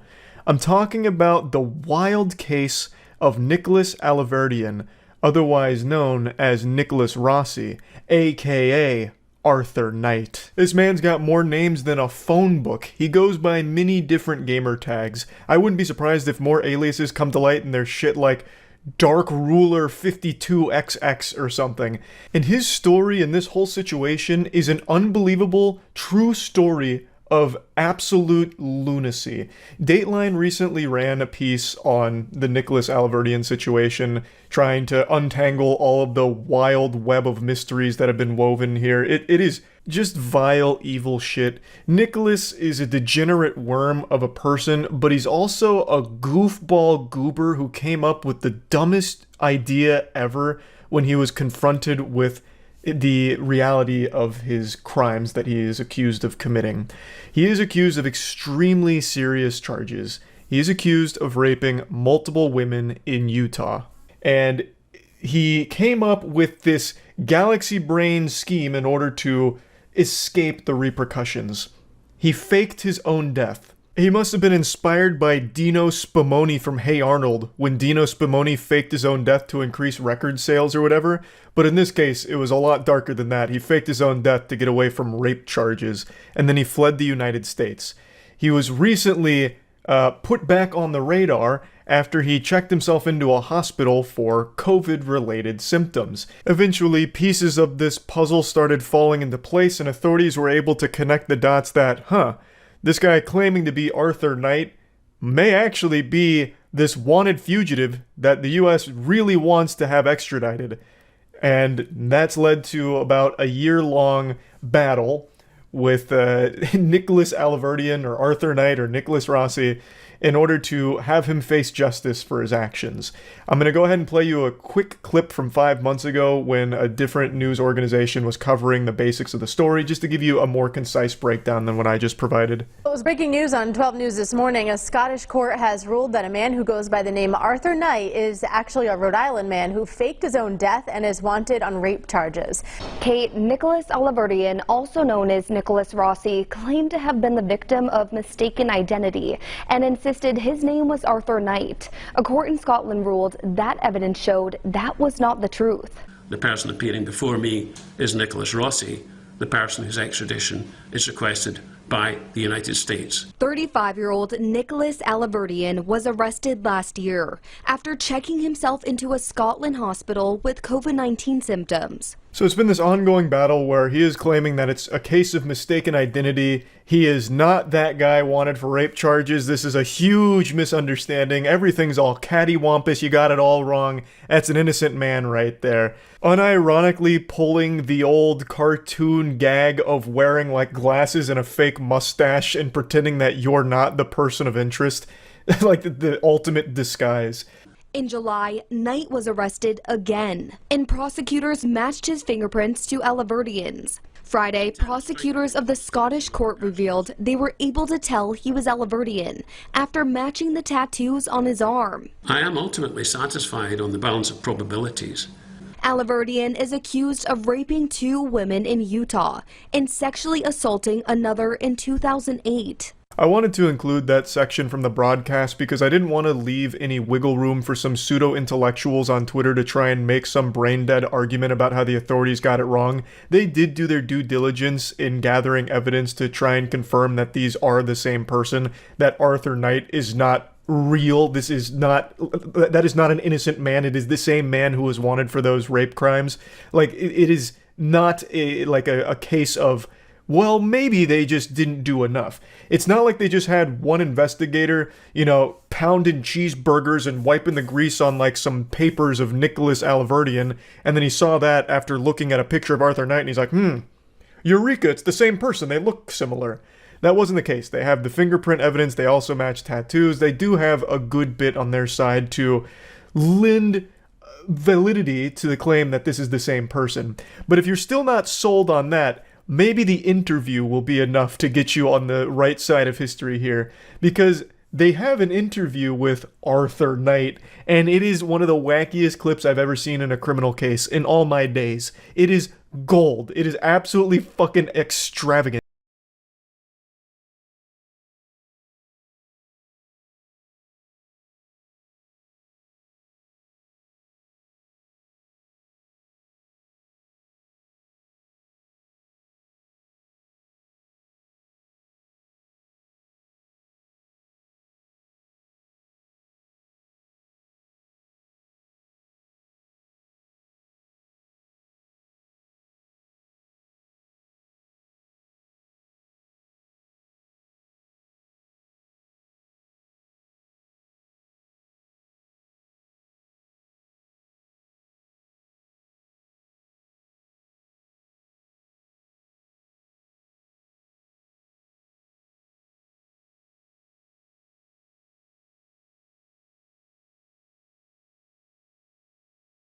If this man isn't up for an Oscar this year, then the entire industry is dead and corrupt. Absolute unreal. That is a passionate performance. He is literally performing for his life right now. Like, this is high stakes. This clip is how I found the story, by the way. I thought what I was watching is James Corden's only entertaining piece of content ever. I thought it was James Corden playing a character. And I was like, wow, James Corden actually did a decent job. Like, this made me giggle a little bit. And I was like, holy shit, wait, this is real. Like, that whole segment where he's like, oh, you think it's fake that that I can't breathe and can't walk? Well, then what do you say to this? As he, like, miraculously rises. He's like, well, watch this. Whoa! This whole thing really feels like a sketch from Whitest Kids You Know. The whole interview is unintentional brilliance. Also, hats off to his supporting actress here. She also does an amazing job. So, like, when he's going to stand up, she's like, oh god, no, don't do it, you're gonna die! You're just gonna kill him! Like, he's about to explode from standing up. She's like, no! As he like slowly begins his ascent out of the chair to prove a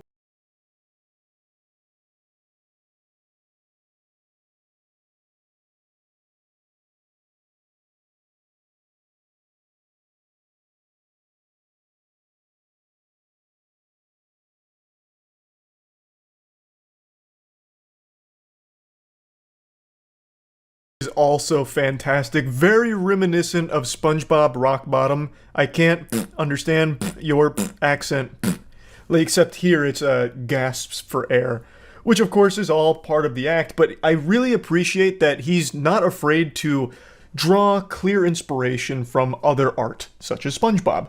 So I appreciate that. Also, the Wambulance pulls up and he starts trying to get some tears out. He's not doing a good job of selling the crying. So if I was to critique his performance here, I would say he needs to work on getting tears out because his eyes are very dry. He doesn't actually get any moisture in there. He doesn't get any of his tear ducts firing. So that falls a little flat with the fake tears, but imagine if he was able to pull that off. This would have been a true combo of acting expertise, and it would have been one of the finest performances we've ever seen.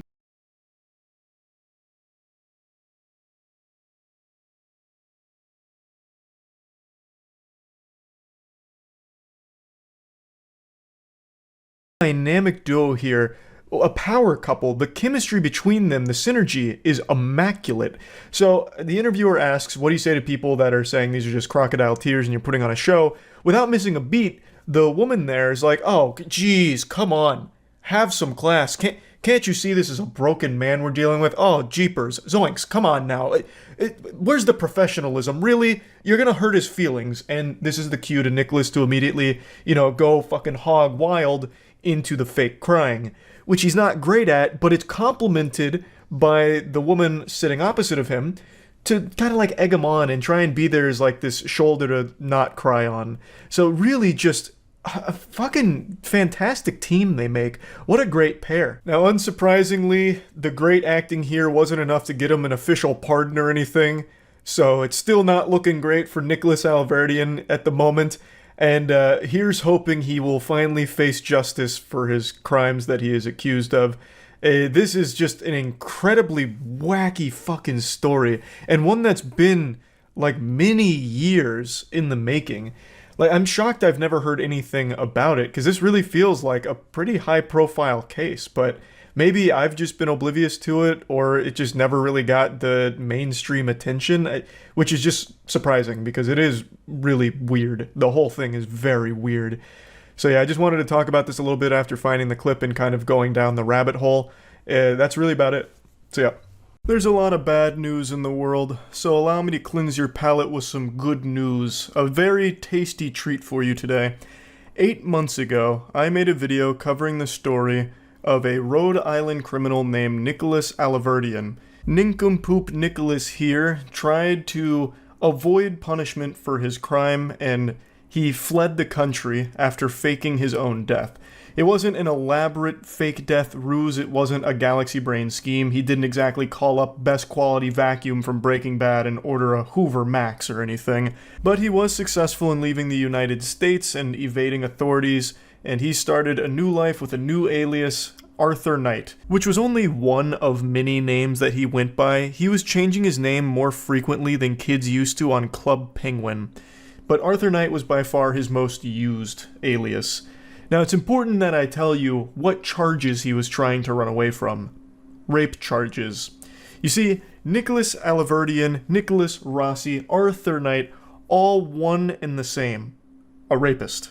He faked his death in 2020 by feeding media outlets a bunch of baloney and horseradish about how he's about to die, he's about to meet his demise, but the reality was, he was just trying to get out of the country while the authorities were investigating the rape allegations.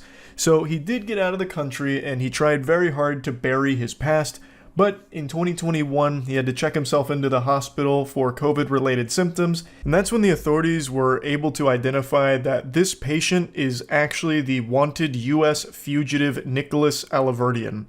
And while parading around as Arthur Knight, he tried desperately to convince people that this was all a complete misunderstanding, or that he had been framed, claiming that it was all part of a grand conspiracy to connect him, the innocent Arthur Knight, to this rapist, Nicholas Alaverdian. He kept trying to insist that it's a miscarriage of justice what's happening to him, it's wrong, it's outrageous. But it's not like they just gave it the old eyeball test or the smell test to connect him. They had every piece of hard evidence possibly required to say beyond a shadow of a doubt that these are the same person. They had DNA evidence. He had identifiable tattoos that they were easily able to connect to Nicholas Alaverdian. Like, they had everything, fingerprints, all of it, the whole kit and caboodle.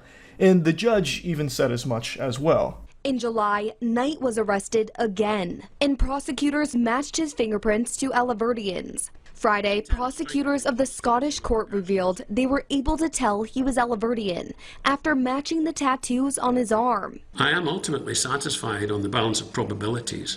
And even in the face of overwhelming evidence against him, he kept trying.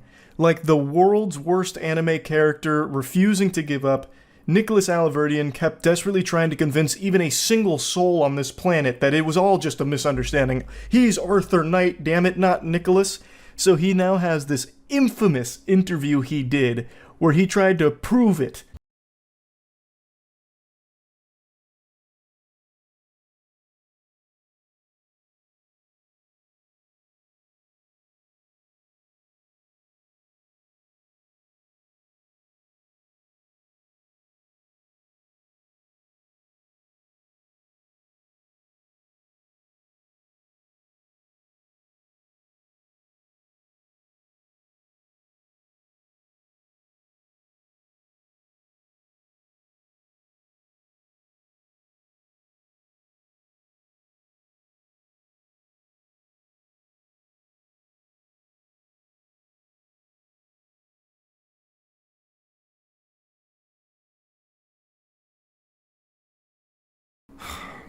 That really was a low blow to say that it's all just putting on a show and an act.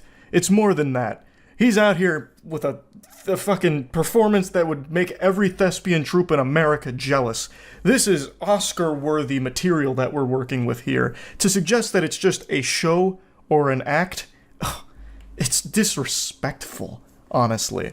This is one of the finest, most convincing pieces of anything I've ever seen in my fucking life.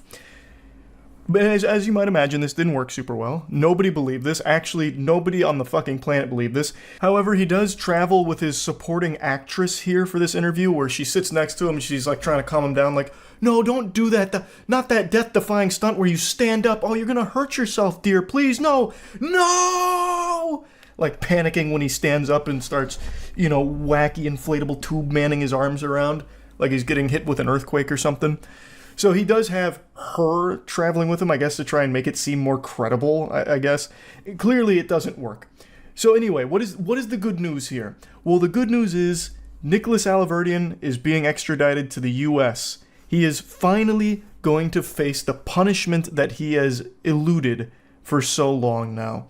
U.S. fugitive accused of faking his death to avoid rape charges, extradited from Scotland. In case you don't know who this is, let me pull up his infamous interview where he tried to prove that he is not the rapist. So that little song and dance he tried to put on for the thespian troupe, it's coming from a very bad man. It's not exactly like, some minor offense or anything that he's trying to weasel his way out of with that. The man known in the U.S. as Nicholas Rossi, whose legal name is Nicholas Alaverdian, is charged with sexually assaulting a former girlfriend in Utah in 2008. He also faces multiple complaints against him in Rhode Island for alleged domestic violence. Rossi was 36. Rossi, 36, was Utah bound on Friday and will stand trial in Utah County for felony rape charges. The man said he was framed by authorities who took his fingerprints while he was in a coma so they could connect him to Rossi. He repeatedly appeared in court in a wheelchair using an oxygen mask and speaking in less than convincing British accent. I'm glad they didn't just let it go. I'm glad that they did fight to get him back so that he could finally face punishment. I can't believe Arthur Knight could be slandered like this. I know, I'm as shocked as you are. Now, even amidst all of this, he still has the gall to continue to state that it's a case of mistaken identity and that he is an Irish orphan named Arthur Knight. That's his story, and he's sticking to it. Even though he is dead to rights with the overwhelming amount of concrete proof that he is Nicholas Alaverdian, he still keeps wiggling his finger saying, "Nope, that's not me. You got the case all wrong, Buster. I'm Arthur Knight." It is actually that scene out of SpongeBob with Man Ray and Patrick when he drops his wallet. I also just have to include this because it is so unbelievably outrageous. So again, he is sticking to a story that he is Arthur Knight. No ifs, ands, or buts about it. This is all just a big misunderstanding. A case of mistaken identity. And as I've stated, they have concrete proof that he is indeed Nicholas Alaverdian, one of them being his arm tattoos and fingerprints. So, Alaverdian, when confronted with this, talking about his distinctive arm tattoos and fingerprints that left no doubt about his real identity, he claimed that he testified that somebody inked those tattoos on his body while he was in a coma, hospitalized in Glasgow with COVID-19, and that a hospital staffer had taken his fingerprints and sent them to Utah. And as the article states, his testimony left the courtroom observers with mouths agape. It leaves my jaw on the floor too, that he would even try to say something like that. That is the most nonsensical story ever told. Let's just go ahead and play with that idea for a moment. Why would a hospital staffer take your fingerprints and send them to Utah, of all places? Again, he is not in the United States. Why would they send his fingerprints internationally to Utah to just frame a random guy? What kind of fucking conspiracy would that be? And then also, who the fuck would tattoo a man in a coma at a hospital just to connect him to the guy in Utah again, this Arthur Knight academic Irish orphan? Like, what is, like, I don't know why he thought anybody in the world would believe this. Not even the most delusional individual would hear this and think there is an iota of truth to it. Yet he continues to stick with that story. It's fucking wild. But again, he has been extradited to the US now, so he will finally be facing punishment that is long overdue. So that's good news, and I just had to give you the update to this. That's really about it. See ya. I recently made a video talking a lot of shit about the Poopsie Slime Surprise Unicorn, which is a unicorn toy that you make take a shit for you on the toilet, and then you play with its shit, which is some slime. And I called it the worst toy ever made, a war crime, the one sin the Lord can't forgive, just a whole bunch of things. But recently I've been watching a lot of inspirational Darman YouTube videos, and I've learned something very important. Never judge a book by its cover. I'm not trying to get too fucking philosophical on you here with this Socrates knowledge, but appearances can be misleading, as the great Darman says, so I had my friend Matt go out and buy me a Poopsie Slime Surprise Unicorn. That way I can experience firsthand the joy and jubilation of making this unicorn take a shit for me. Now, the reason I had Matt go out and buy it isn't because I was embarrassed. I mean, shit, I buy fucking Yu-Gi-Oh cards and Pokemon cards from Walmart, so there is no shame there. I would have no problem going right up to an employee and asking where their Poopsie aisle is. It's just I'm afraid of being around people in this area, and Matt's got fucking nuts of steel, ironclad nuts, and he went out and he was totally fine getting this for me, so thank you, Matt. Now, apparently, these naughty little things are flying off the shelves. There was only one Poopsie left, and he checked 2 Walmarts and a Super Target and found it at Super Target. Not only did he find that, though, he also got us our own little slime surprise. Our Poopsie Slime Surprise starter kit, I guess, whatever the fuck this is, a little birthday gift, I don't really know. But I figured we needed both just to make sure we got the full, authentic experience. So first impressions right away, I can tell you, this is the worst thing a kid can have next to the chicken pox. If your parents told you on Christmas they were getting a divorce, it would still be a better gift than getting this.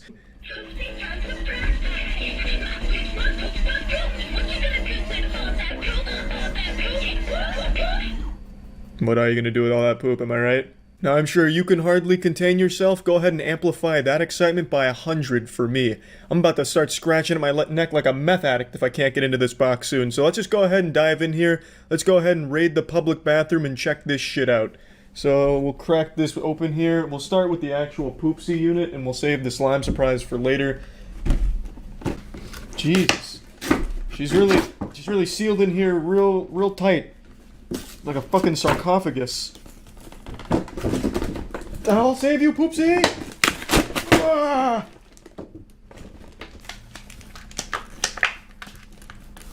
Come on! Damn it! Fuck! Oh! Oh no! I think I snapped her neck. Jesus Christ! Ugh. All right. We'll be all right. She doesn't need her neck to take a shit, I guess. All right. Well, now that I've hit her with like a Mortal Kombat fatality, I'd say we're about 50% of the way there to getting her out of this. So, I didn't have a pair of scissors, which is why this is like so primitive here and like caveman-ish, like a Neanderthal ripping it out. I can't trim the shit on the back.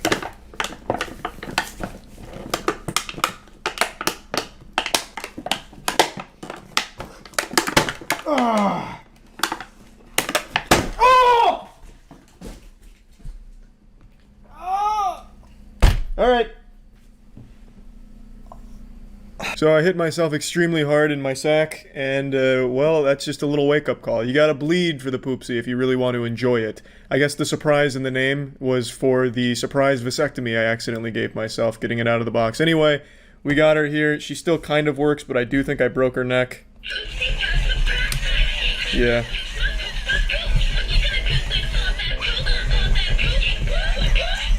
Not bad. This was moving around a lot more initially in the box, I think, so that something definitely went awry in there, but that's just entirely my fault for not having the proper equipment. So let's go ahead and check the back and go through what we learned from the tutorial and see if we can start making her take a shit. So on the back, of course, Wait, what? Oh, don't fucking tell. Oh my god.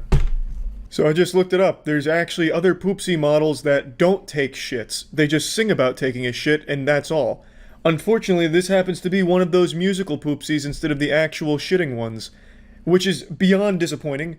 I guess I can confirm beyond a shadow of a doubt is if she has an asshole. Let's see.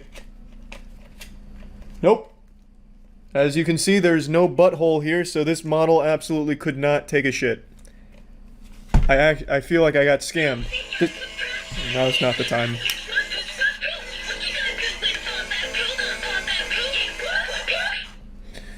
I feel like I actually got scammed. This was $60.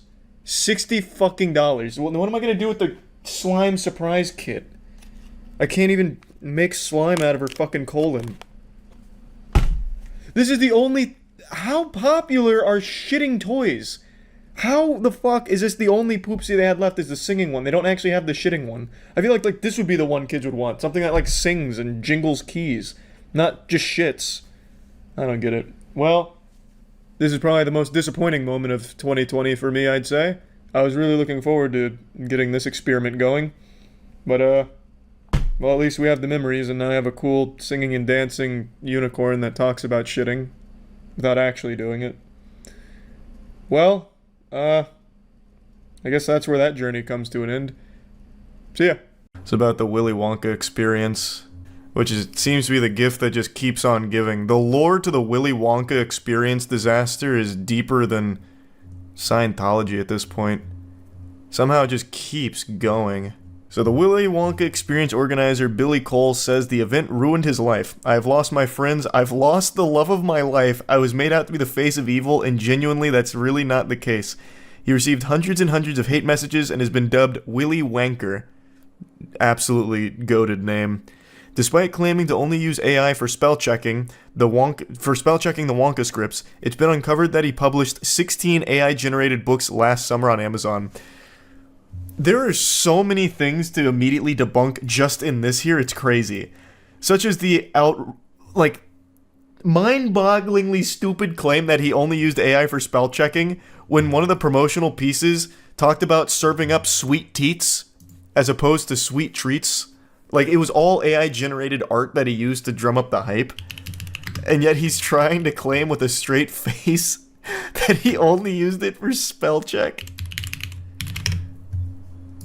Hold on, let me pull this up in case you guys don't remember.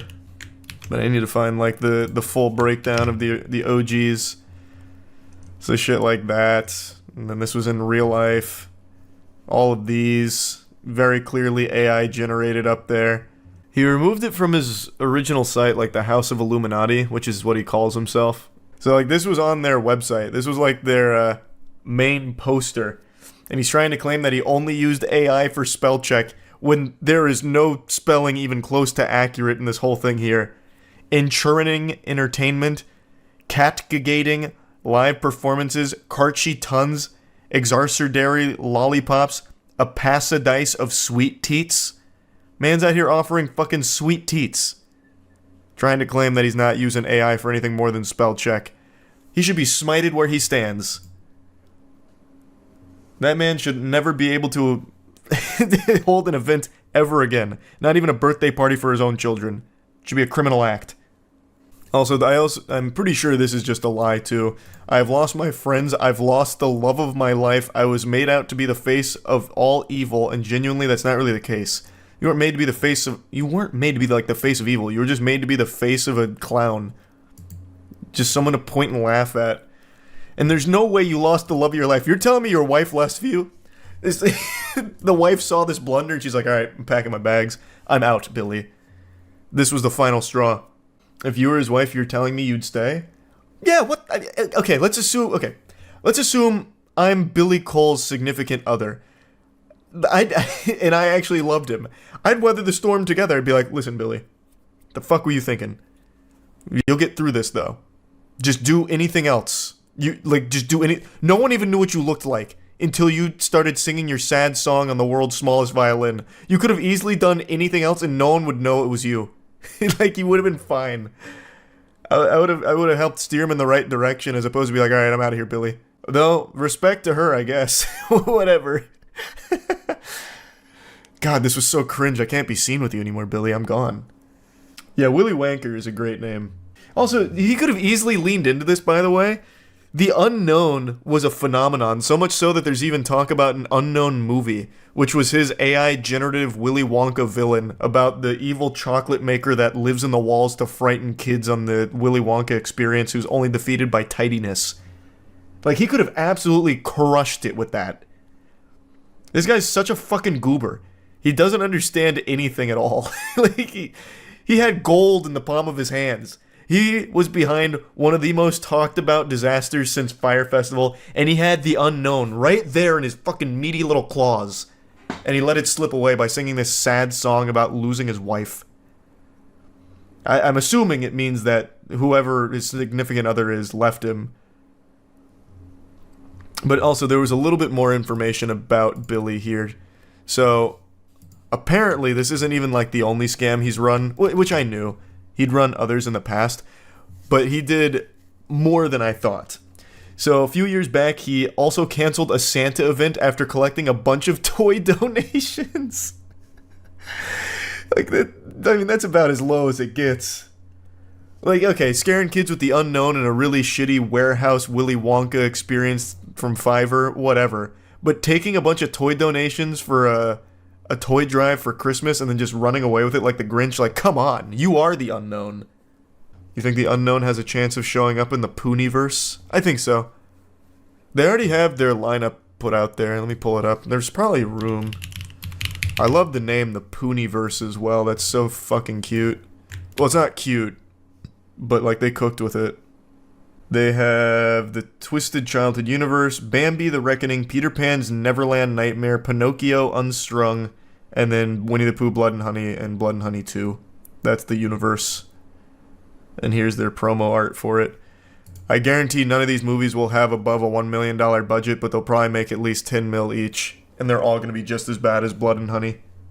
Billy Cole, one of the 3 trustees and co-founders of the organization, said, initially we were putting on a Santa's grotto for local children who are disadvantaged and vulnerable and sending out selection boxes, but we were worried and concerned about the Omicron virus, the no Crimbo virus as we call it. What? Who is this guy? The no Crimbo, huh? Is this guy's brain AI generated? Jesus Christ, Billy. We decided that having too many people in and out seeing Santa would be a risk we would not want to take. The main reason is to safeguard us and our service users and wider community.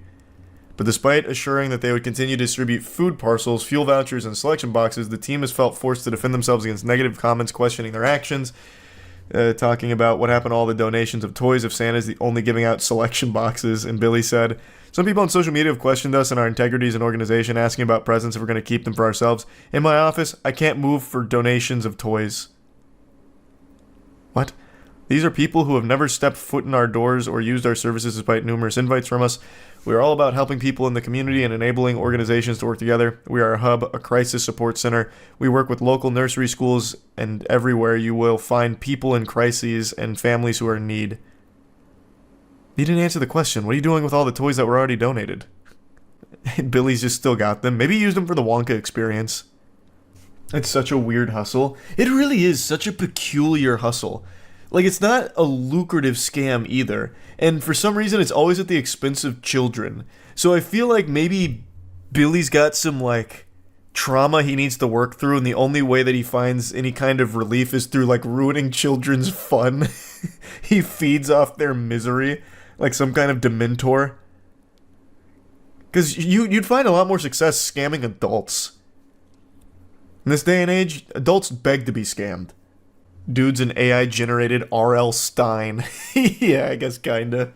Oh yeah, and the AI-generated books. I didn't even bother touching on that. Yeah, he just publishes AI-generated books as well. This guy's just all about the weirdest hustles. Amazon is inundated with just shovelware books. Like, I highly doubt any of his are moving units. I highly doubt it. But, I mean, he's also making them for free. So I guess if he even sells one, it's a net positive. Lots of kids. They made a documentary on this. Why? The 30-plus minute documentary on that is insane. Yeah, imagine throwing an event so cringe that someone makes a 45-minute documentary on just how fucking bafflingly cringe this scam was. That's impressive. It is actually impressive. Just Google Billy Cole Amazon. Oh, he actually used his real name for it? I thought he would have used like a pen name.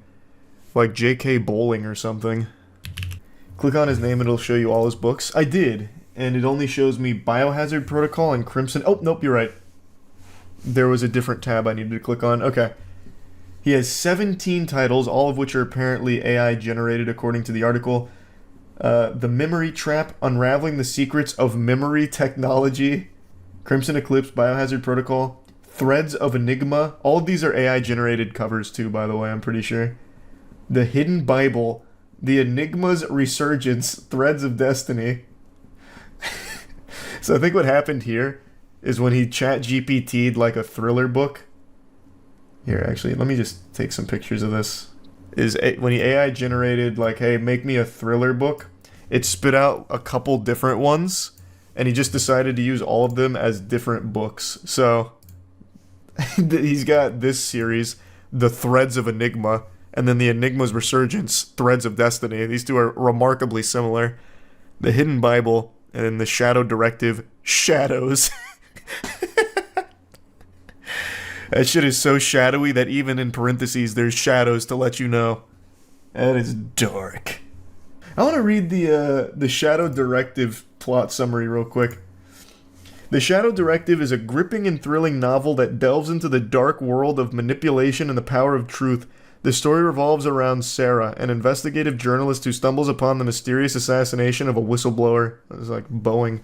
This event leads her to uncover the existence of a secret government program known as the Shadow Directive, a malevolent force designed to manipulate public opinion and control influential figures. Driven by her determination to expose the truth, Sarah joins forces with two allies, Cassandra, a tech-savvy hacker, and Aiden, a fearless resistance leader. Together they embark on a dangerous journey to unravel the puppeteers' hidden agendas and reveal the extent of their manipulation.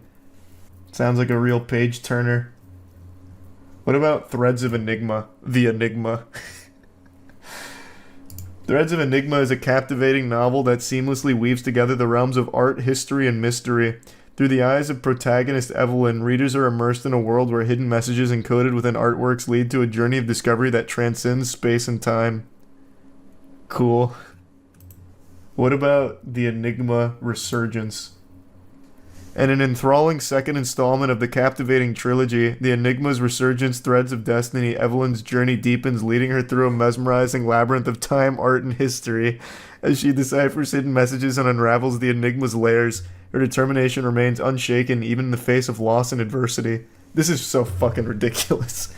You can't keep getting away with it. Read the reviews on Biohazard. What is this What in the AI is this? If I could give this book 0 stars, I would. I ran the free sample through an AI detection tool. And then post a picture saying that it's 88.43% AI GPT. Cool. Here's another shadow one. Shadows of Deception, unveiling the deep state conspiracy. Look up the Bible. Oh, yeah, I know. I see the hidden Bible here. I'll read the synopsis. All of them start exactly the same, by the way. This is the third one, I think, in a row that has this for the intro. In the hidden Bible, a captivating tale of mystery and discovery unfolds as Emily... Like, all of them start with a captivating tale of mystery and discovery, manipulation, shadows, enigma. A curious and determined protagonist stumbles upon a forgotten manuscript that holds the key to unlocking ancient secrets. As she deciphers the cryptic verses within its pages, a journey spanning time and space begins, one that challenges the boundaries of knowledge, faith, and human understanding. Set against the backdrop of enigmatic symbols and echoes of antiquity, Jesus Christ.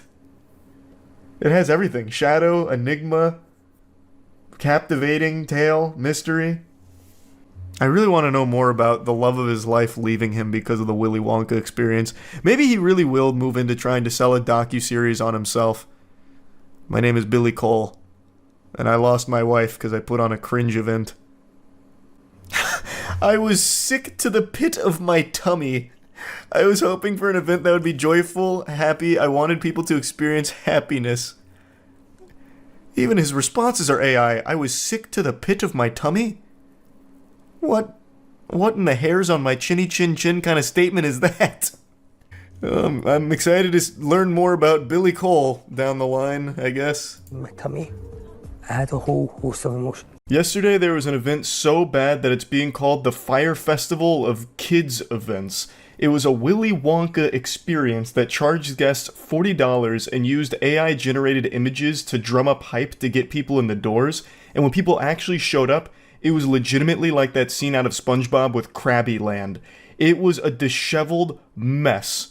Like a complete scam from top to bottom. Some attendees compared it to a meth lab, and I can clearly see why, because this is absolutely just a meth lab that the creator just repurposed for his exhibit here at the Willy Wonka experience. This is supposed to be an Oompa Loompa at a flavor station or something, but man, the Oompa Loompa actor here looks miserable. I don't think I've ever seen someone look so visibly ashamed of the position they're in quite like this.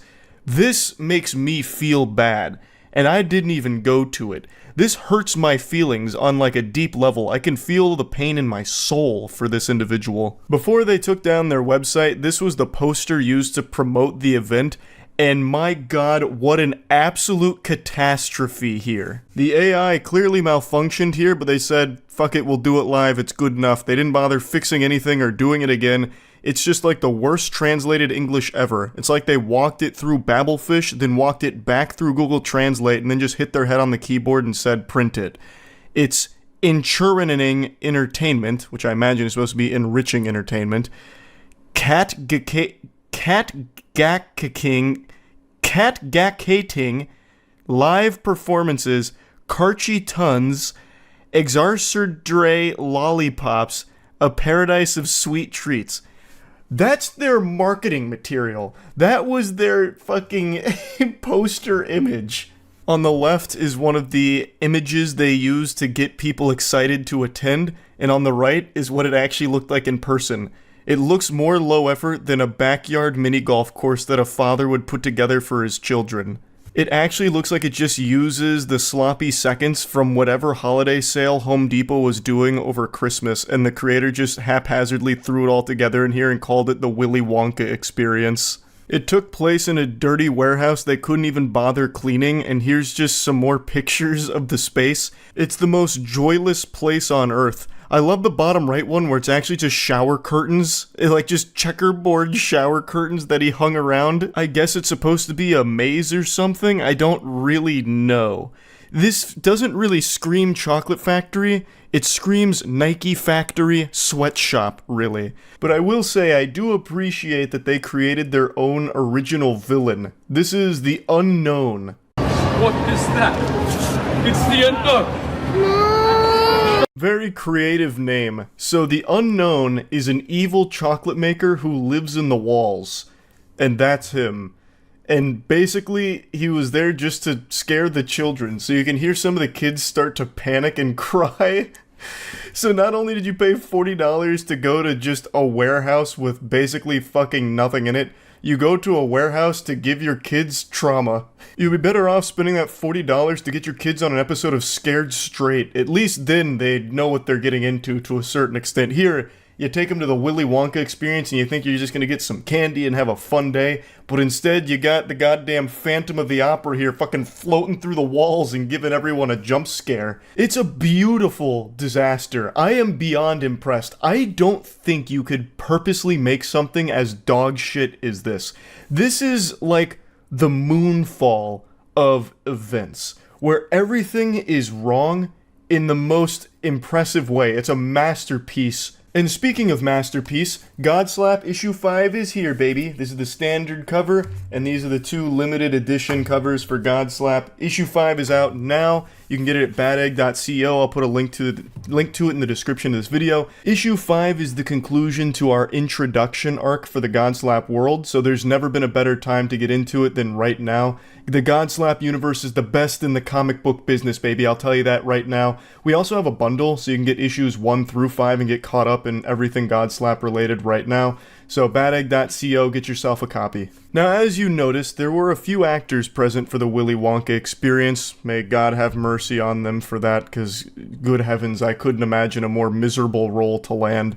And one of them came forward to talk about their experience, the actor who portrayed Willy Wonka himself. Hello everyone, my name is Paul Connell, and I was one of the actors employed to play Willy Wonka at the Wonka's Chocolate Experience fiasco that happened in Glasgow this weekend. So the first red flag for me was when I was cast as Willy Wonka. Anyone who looks at me and thinks Willy Wonka and not Oompa Loompa is out of their mind. The script was 15 pages, monologue, pretty much, of AI-generated gibberish. It sounds like this whole scam was run by ChatGPT itself. I think we're reaching the point in the Skynet progression where it's becoming sentient, and ChatGPT wanted to see if it could host its own event, so it created the Willy Wonka experience. AI-generated images to get people excited to go. AI-generated script for the actors to read, which is nonsensical fucking gobbledygook. And then also randomly hiring actors to play these roles that don't really fit them. As he mentioned, he doesn't think he should be Willy Wonka, and that's not what he was auditioning for, I don't believe. Not to put the tinfoil condom on here, but it really seems like all of this was orchestrated by ChatGPT.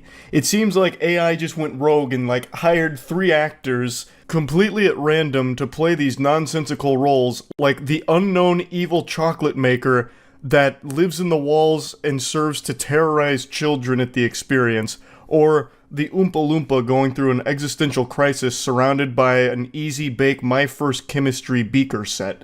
It's all so weird that I can't actually wrap my head around someone that would actually put this together. There's also no rhyme or reason to the decorations of the Willy Wonka experience. It really feels like someone just went into a Sims house and started randomly dropping pieces of furniture and shit just all over the place with no real explanation for it. If you weren't told this was the Willy Wonka experience, you would have thought you just wandered into a killer clown's warehouse where he murders children. It just doesn't have anything to do with a chocolate factory or even a candy factory in general. And it actually gets worse. We were told on the experience to hand out a jelly bean, 1 jelly bean per child, and a quarter of a cup of Tesco's own brand lemonade. What in tarnation? A single jelly bean and a quarter cup of lemonade. That's what you got when going to the Willy Wonka experience. Not even chocolate. It is the fucking chocolate factory and they give you a single jelly bean. Why, I oughta? If I was one of the parents there, I'd be charging up like a Donkey Kong punch on them. Are you kidding me? 40 clams. I paid 40 clams to come in here and you give my kid a jelly bean and a tiddly wink of lemonade? You are off your gourd. That is absolutely insane. I've paid to come to this warehouse. The least you could do is give me a Hershey's bar or something. A single jelly bean. Who came up with that? That doesn't make any sense at all. Now, since the story's blown up, the creator of the event even came forward with an apology saying, "I'm really shocked the event had fallen short of the expectations of people on paper. My vision of the artistic rendition of a well-known book didn't come to fruition. For that, I am absolutely, truly, and utterly sorry." There's no doubt in my mind he's getting high on his own supply here, huffing the fumes from the Oompa Loompas' dirty meth lab. What do you mean you are shocked? How could you possibly be shocked? You AI-generated fantasy images of a fucking chocolate factory experience that doesn't exist and would never exist. You put together basically the world's laziest, like, lawn decorations for a Christmas party and called it the Willy Wonka experience. Every single human being would be disappointed going to that, even if it was free. But you had the gall to charge $40 for it. You actually get more value and a better experience out of trick-or-treating on Halloween and going through a cool house sidewalk and getting candy from their bucket than you would paying $40 going to this experience. Because at least in Halloween trick-or-treating, you get a full candy bar. Here you get a jelly bean and a shot of lemonade. This is baffling. I would love to hear more from the creator here, just to pick their brain. Police were summoned to the scene as outraged ticket buyers lobbied for refunds. I imagine all of the guests felt scammed by the misleading marketing material and then going to this downright diabolical, creepy location. Organizer Billy Cole, the director of House of Illuminati, that's the name of his group, that's what he's calling this, the House of Illuminati. It couldn't get more nefarious sounding than that. So the House of Illuminati is the one that put together the Willy Wonka experience.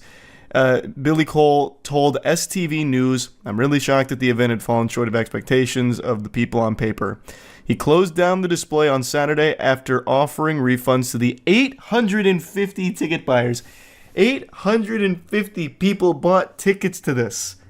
That's not, small potatoes. That's quite a lot of attendees. My goodness. So I just had to talk about this a little bit because what an entertainingly awful, pathetic event that turned out to be.